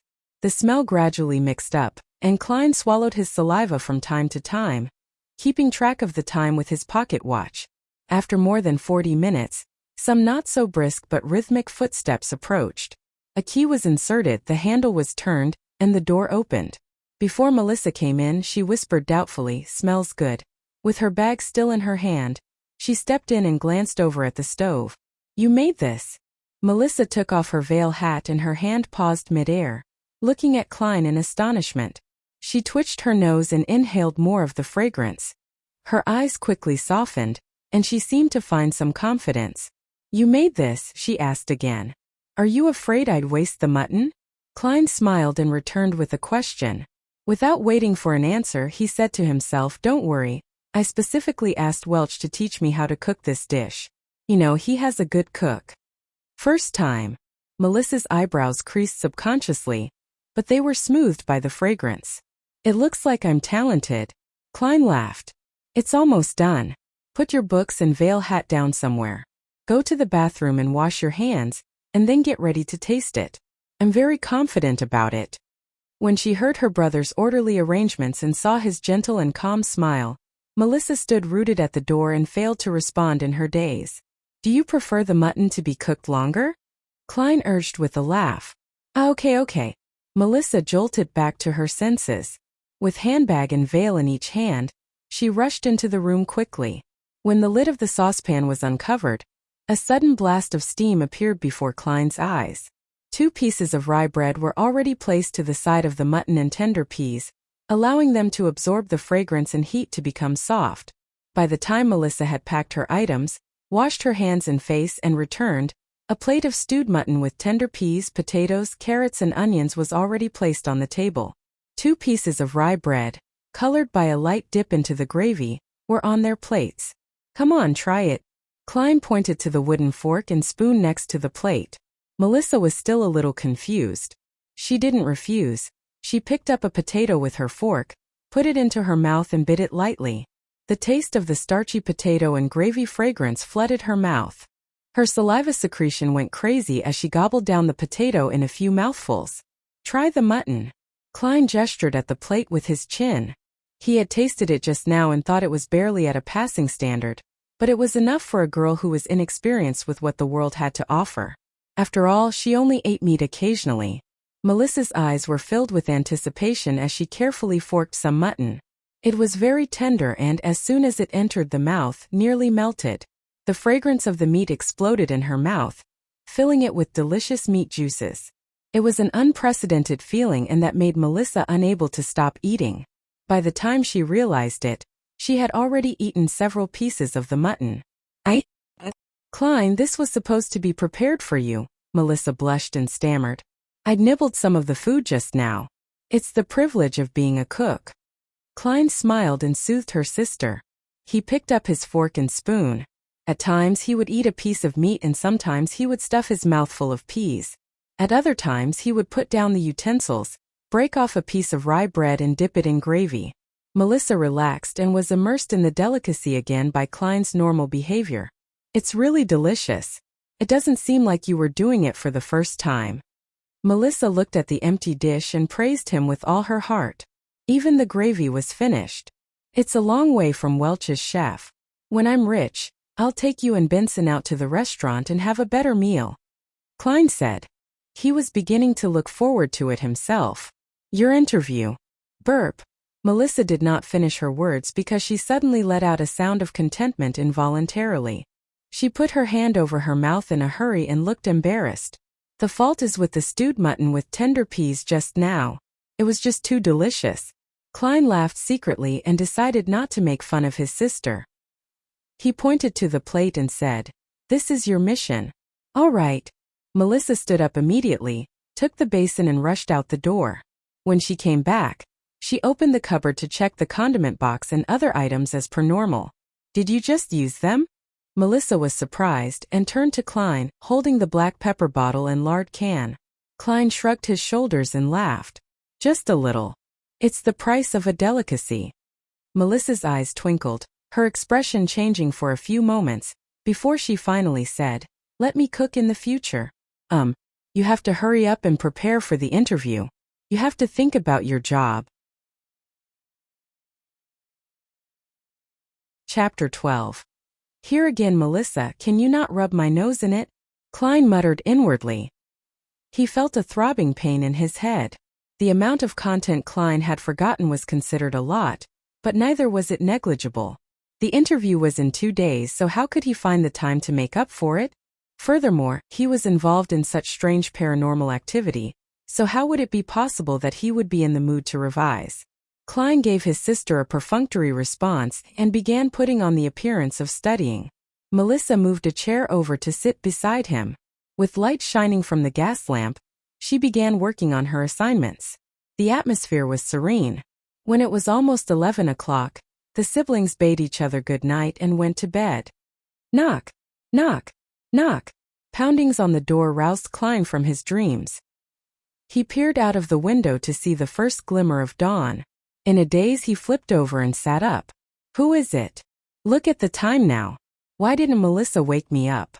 "It's me. Dunn Smith," a man with a deep voice outside the door replied. "Dunn Smith? Don't know him." Klein got off his bed and shook his head as he walked towards the door. He opened the door to see the gray-eyed police inspector, whom he had met the day before, standing in front of him. Alarmed, Klein asked, "Is there something wrong?" The policeman replied with a stern look, "We found a carriage driver. He testified that you had gone to Mr. Welch's place on the 27th, the day when Mr. Welch and Ms. Naya died. Furthermore, Mr. Welch was the one who paid for your transportation fees." Klein was startled.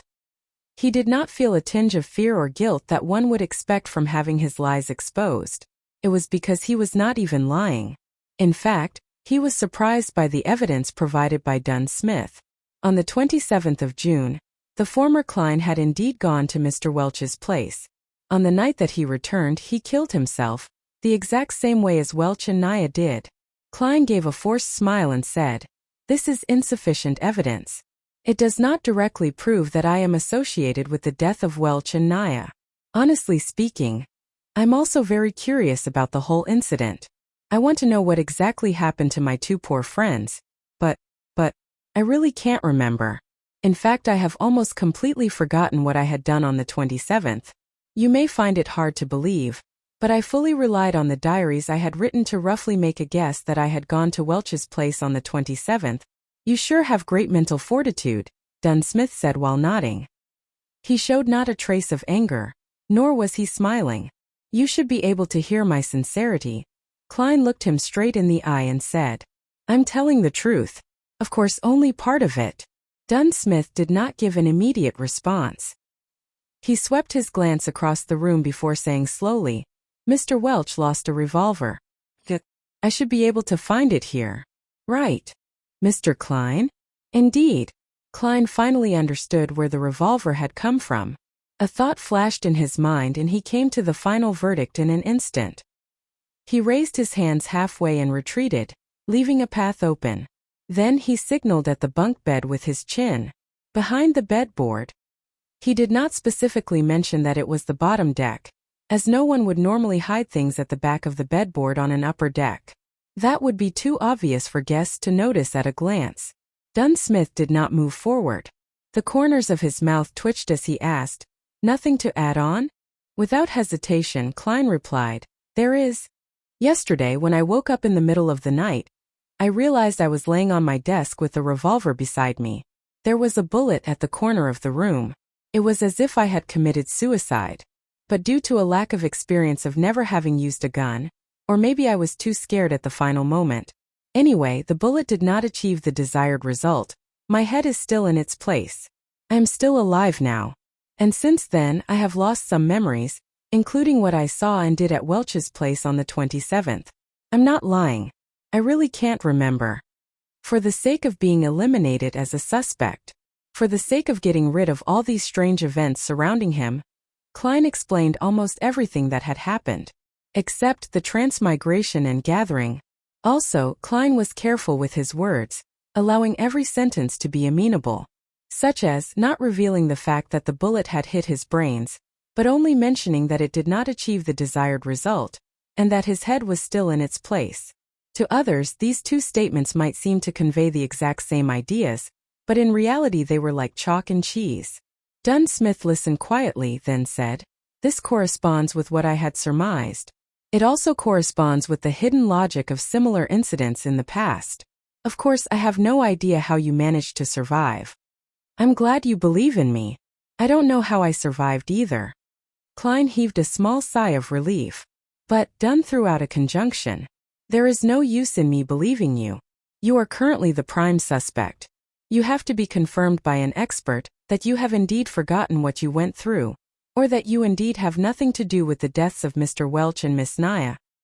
He coughed, his expression becoming serious. "Mr. Klein, I seek your cooperation on coming with me to the police station for the investigation. This should take roughly 2 to 3 days if it is confirmed that there are no issues with you." "The expert is here?" Klein asked blankly in return. "Didn't they say it would take another 2 days? She came earlier than expected."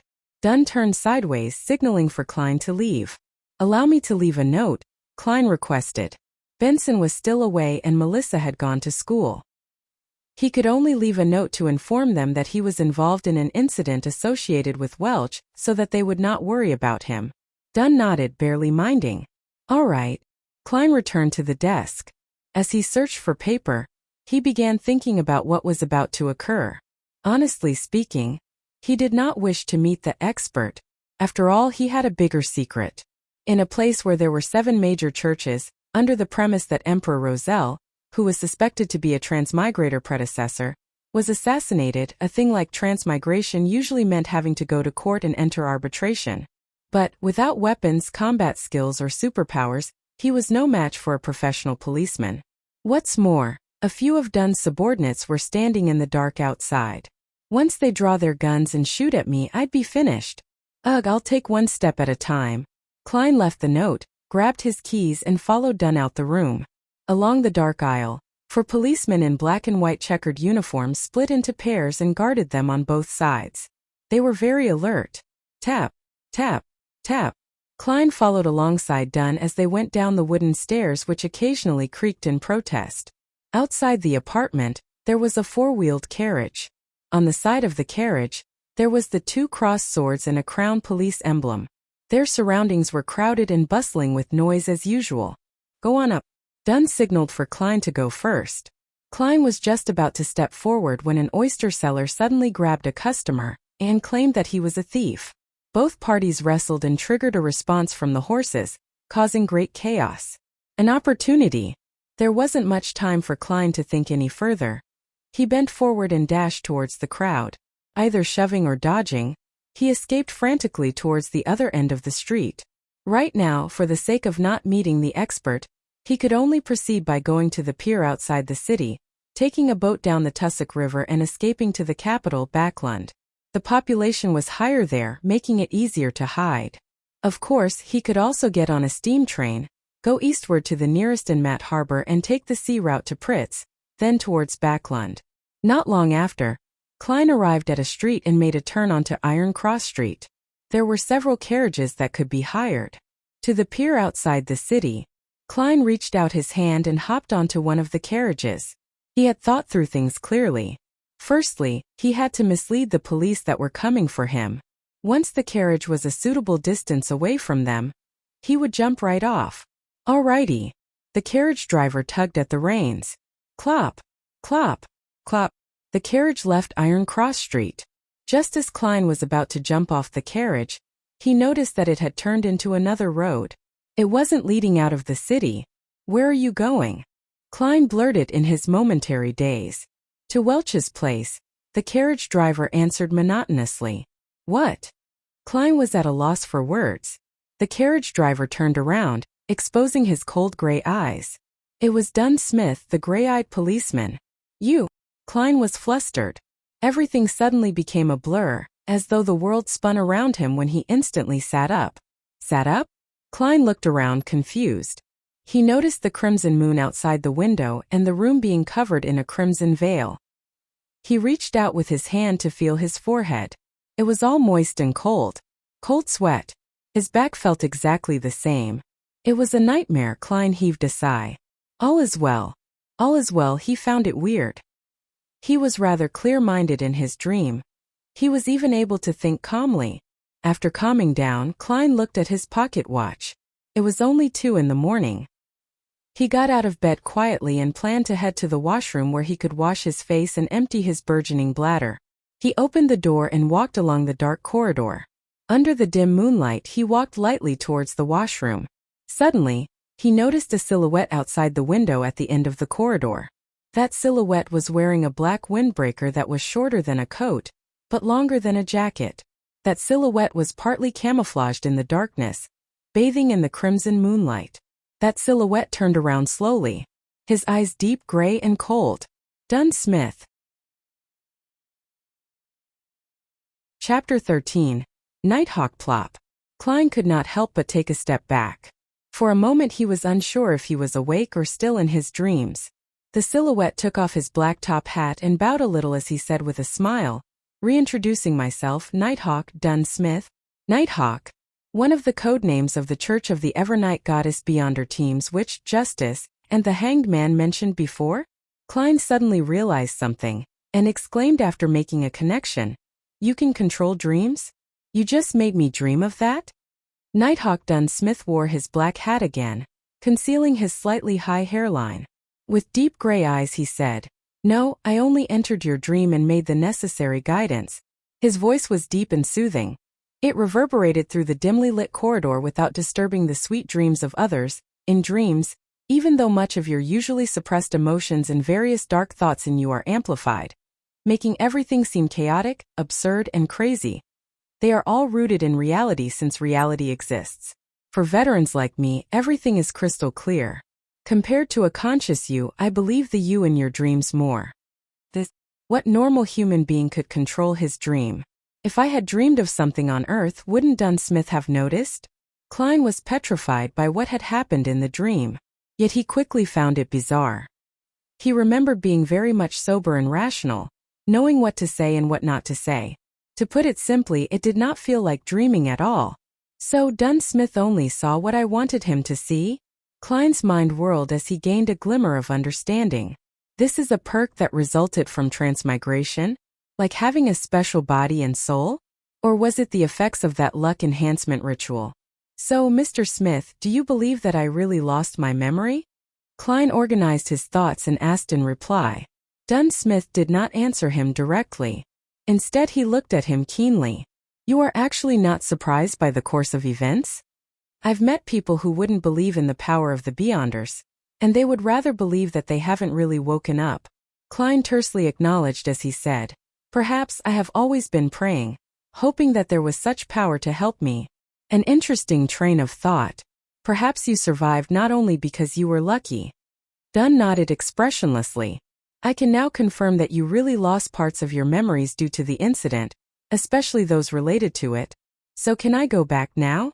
Klein heaved a long sigh of relief in his heart as he probed. Dunn placed a hand in his pocket and walked slowly towards Klein, the surrounding darkness becoming tranquil and gentle. No, you still have to come with me to see the expert.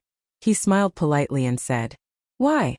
Klein blurted out, then added, You don't believe in the findings from my dream. You must be joking. If that expert specializes in hypnosis or mind reading and stuff, then wouldn't my biggest secret be exposed? The consequences would be beyond imagination. I'm quite humble usually, but I'm still confident for things related to dreams.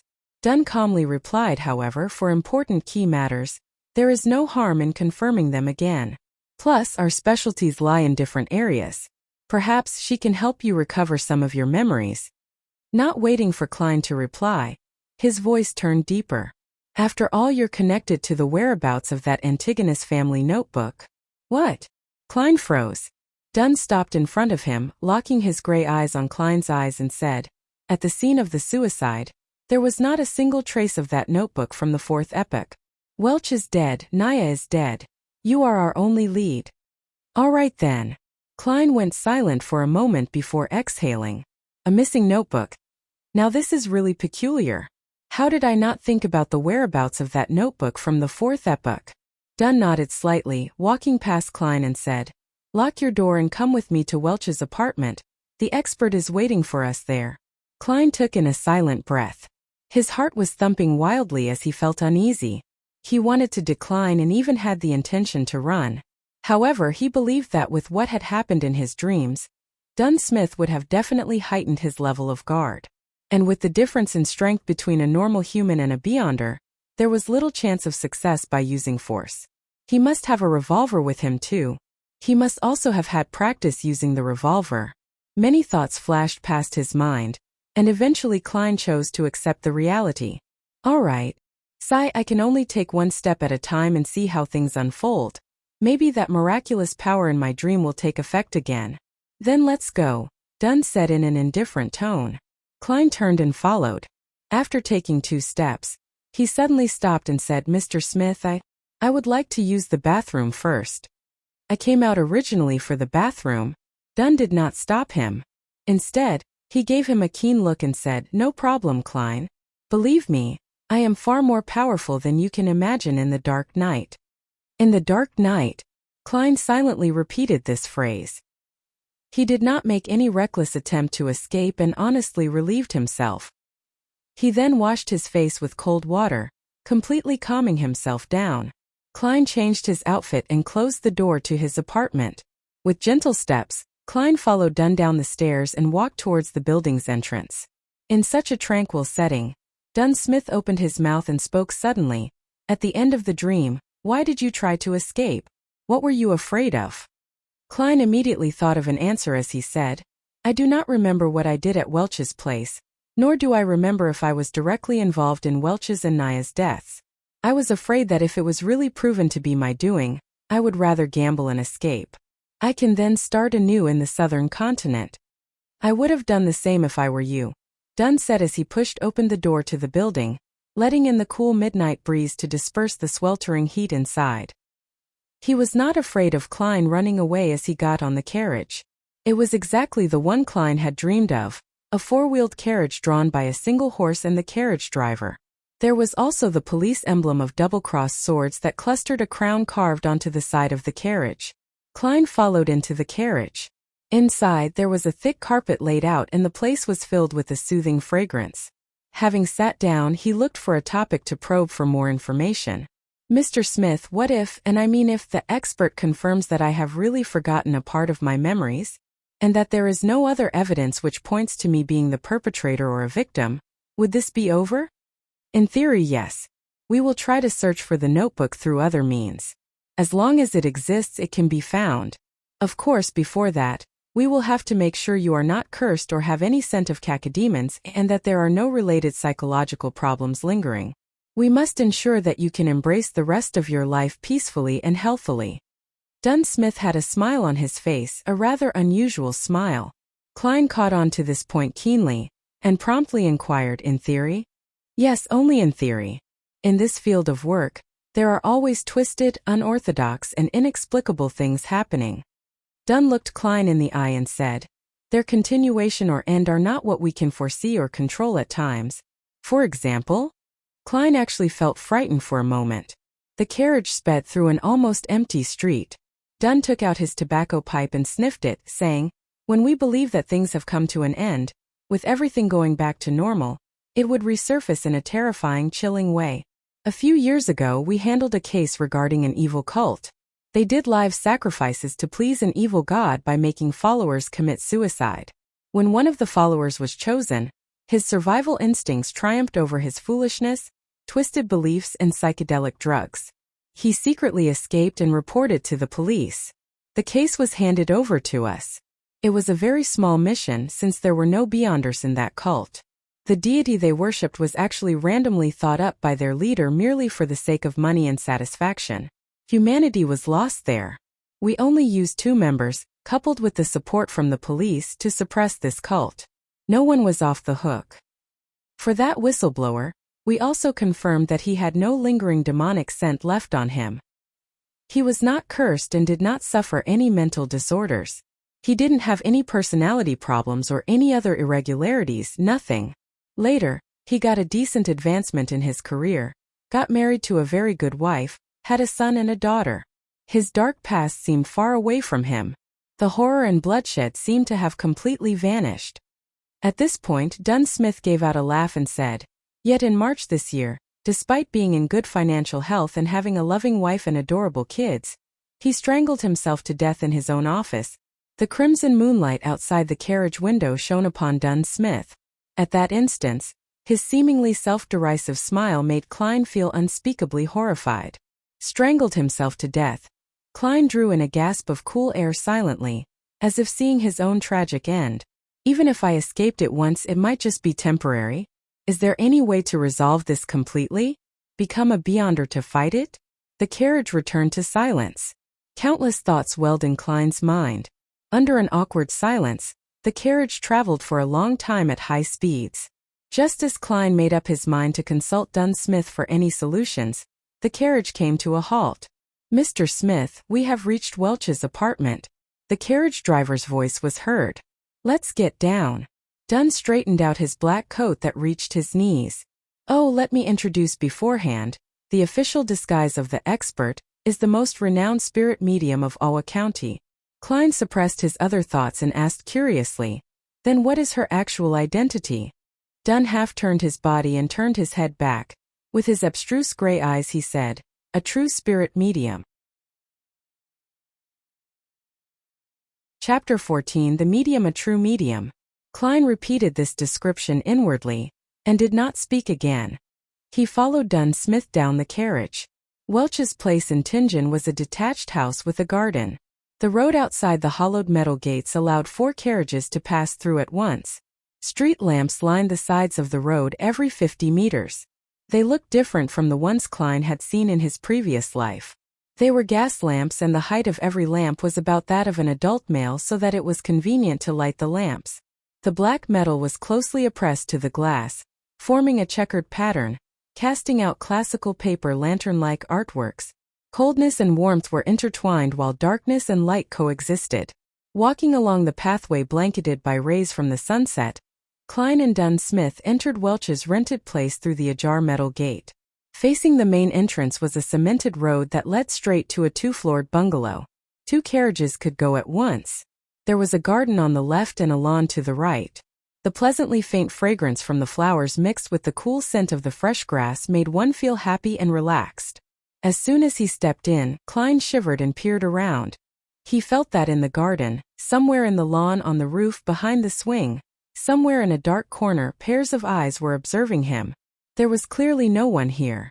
Yet Klein felt as if he was on a crowded street. This strange contrast, this peculiar feeling, tensed him up. A chill ran up his spine. "Something's wrong." He couldn't help but exclaim to Dunn. Dunn's expression remained unchanged as he walked beside him and replied calmly, "Just ignore them." Since the Nighthawk had said so, Klein tolerated the chilling feeling of not being able to notice the perpetrator despite being followed, spied, and observed. Step by step, he arrived at the main entrance of the bungalow. "If this goes on any longer, I will go crazy." As Dunn reached out his hand to knock on the door, Klein quickly turned around. Flowers swayed in the wind without a person in sight. "Come in, gentlemen." A seemingly ethereal voice came from inside the house. Dunn turned the doorknob, pushed the door open and said to a woman on the sofa, "Daly, any results?" The chandelier in the living room was unlit. A set of 2 leather couches surrounded a marble coffee table. On the table was a lit candle, but the light emitted a cobalt blue glow. It covered the half-enclosed living room, dining room, and kitchen in a strange eerie hue. On the middle of the sofa sat a lady in a hooded black robe who wore blue eyeshadow and blush. An exposed silver bracelet with a hanging white crystal pendant was worn around her wrist. At the first sight of her, Klein had an inexplicable feeling. She was dressed just like a real medium. Was she stereotyping herself? Daly, the medium with uncanny beauty, took a quick glance at Klein with her twinkling emerald eyes. She looked at Dunn Smith and said, "The original spirits have all disappeared. including that of Welch's and Naya's. Right now, all these little rascals know nothing at all. Spirits? Spirit medium. All the invisible things that were spying on him previously were spirits? There were so many of them. Klein removed his hat and placed it across his chest, bowing slightly as he said, "Good evening, madam." Dunn Smith sighed.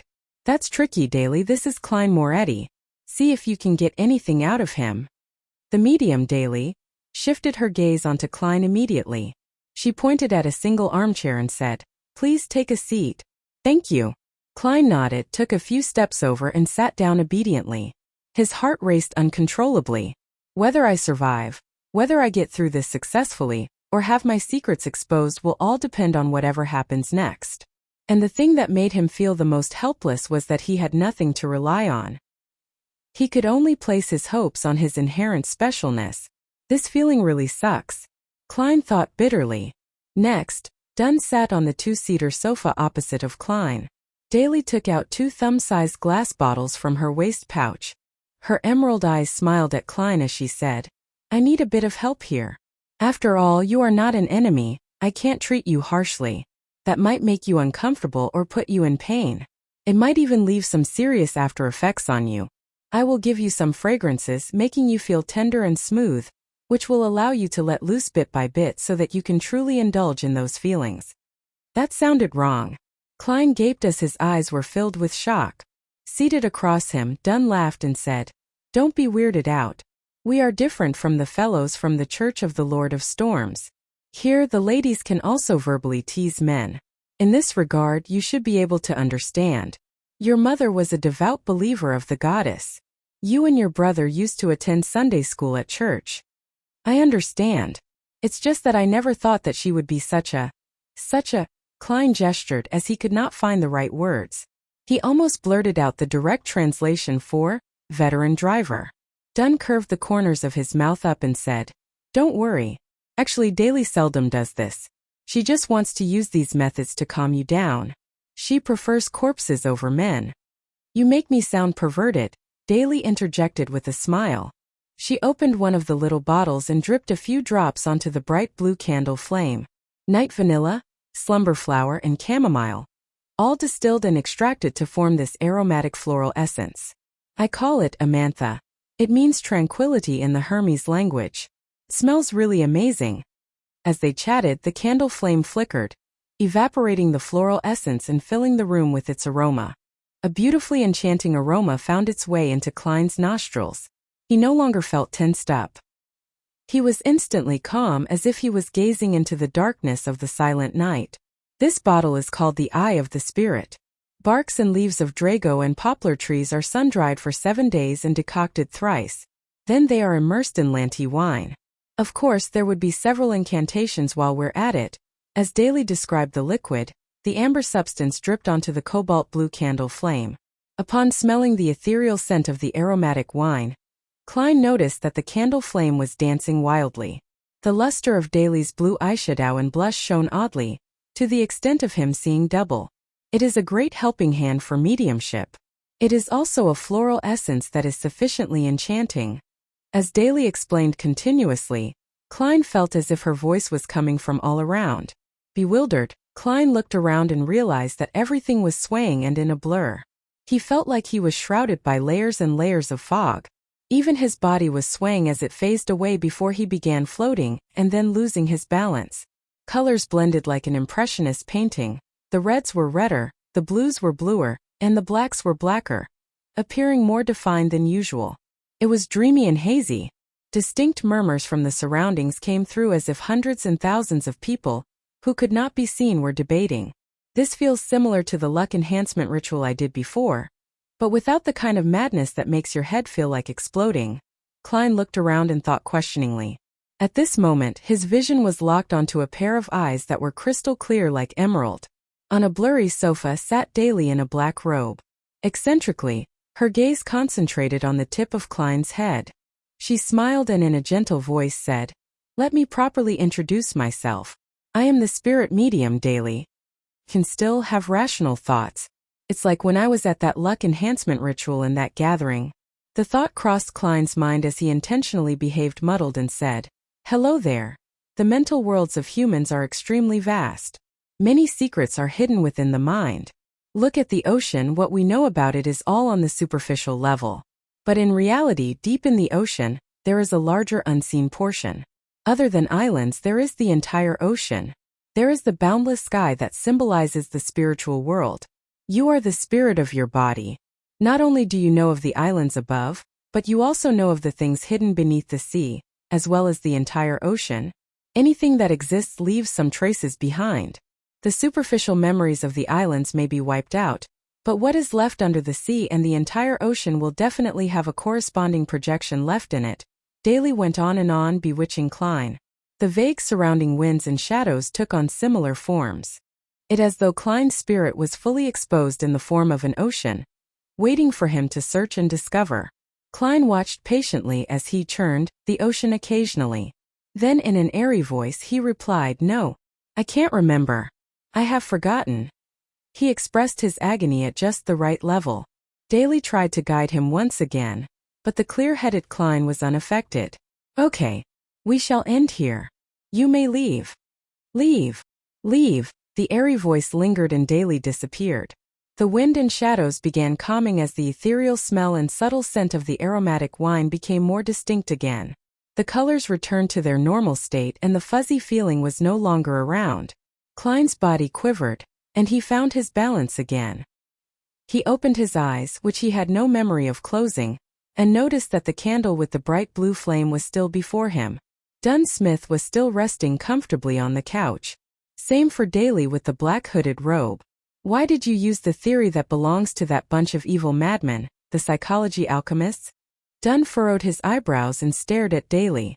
As Daly put away the 2 little bottles, she replied calmly, "I think it's pretty accurate. At least, it corresponds with some of the things I've made contact with before." Without waiting for Dunn's reply, Daly shrugged and said, "This tricky fellow did not leave a single trace behind." Upon hearing this, Klein heaved a huge sigh of relief. Pretentiously he asked, "Oh, it's over? What happened?" "It felt like I just took a nap. That was a pass, right? Thankfully, I had the luck enhancement ritual as a rehearsal. Just take it as such." Dunn interrupted him and looked at Daly. "Have you examined Welch's and Naya's bodies?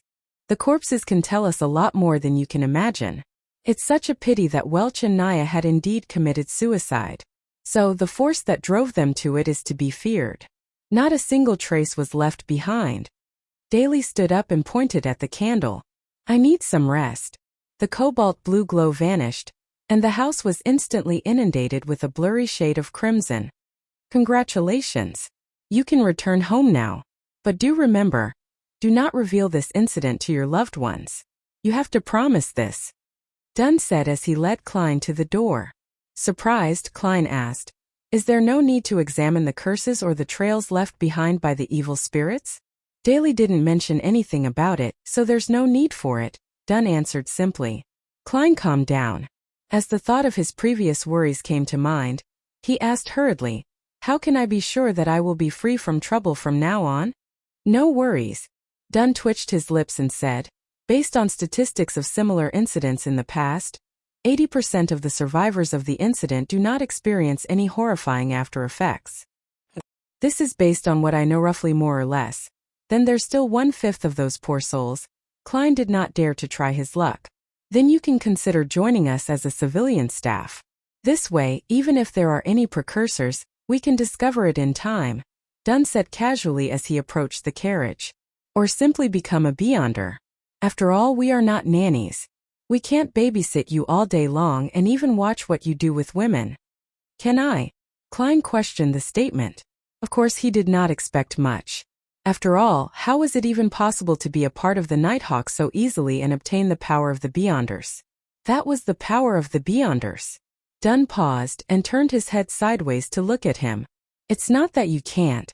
It depends, what?" The transition in his words shocked Klein. Klein stared blankly beside the carriage before answering, "Really? Who are you kidding? Is it so easy to become a Beyonder?" Dunn laughed lightly. His gray eyes were hidden in the shadow of the carriage. "You don't believe me, huh? Actually, when you become a Nighthawk you lose a lot. For instance, freedom. Even if we don't talk about this now, there is another issue. Firstly, you are not a member of the clergy, nor a devotee. You can't pick whatever you want or choose the safest approach. And secondly, Dunn held onto the handle and hopped onto the carriage as he went on. Among the cases that us, the mandated punisher, the machinery hive mind and other judiciaries, have to deal with annually, a quarter of them were a result of beyonders who lost control. Beyonders who lost control. Klein was dumbfounded. Just then Dunn turned slightly. His gray eyes were deep. With no sign of a smile, he continued, and among the quarter of cases, a large number of them are our teammate.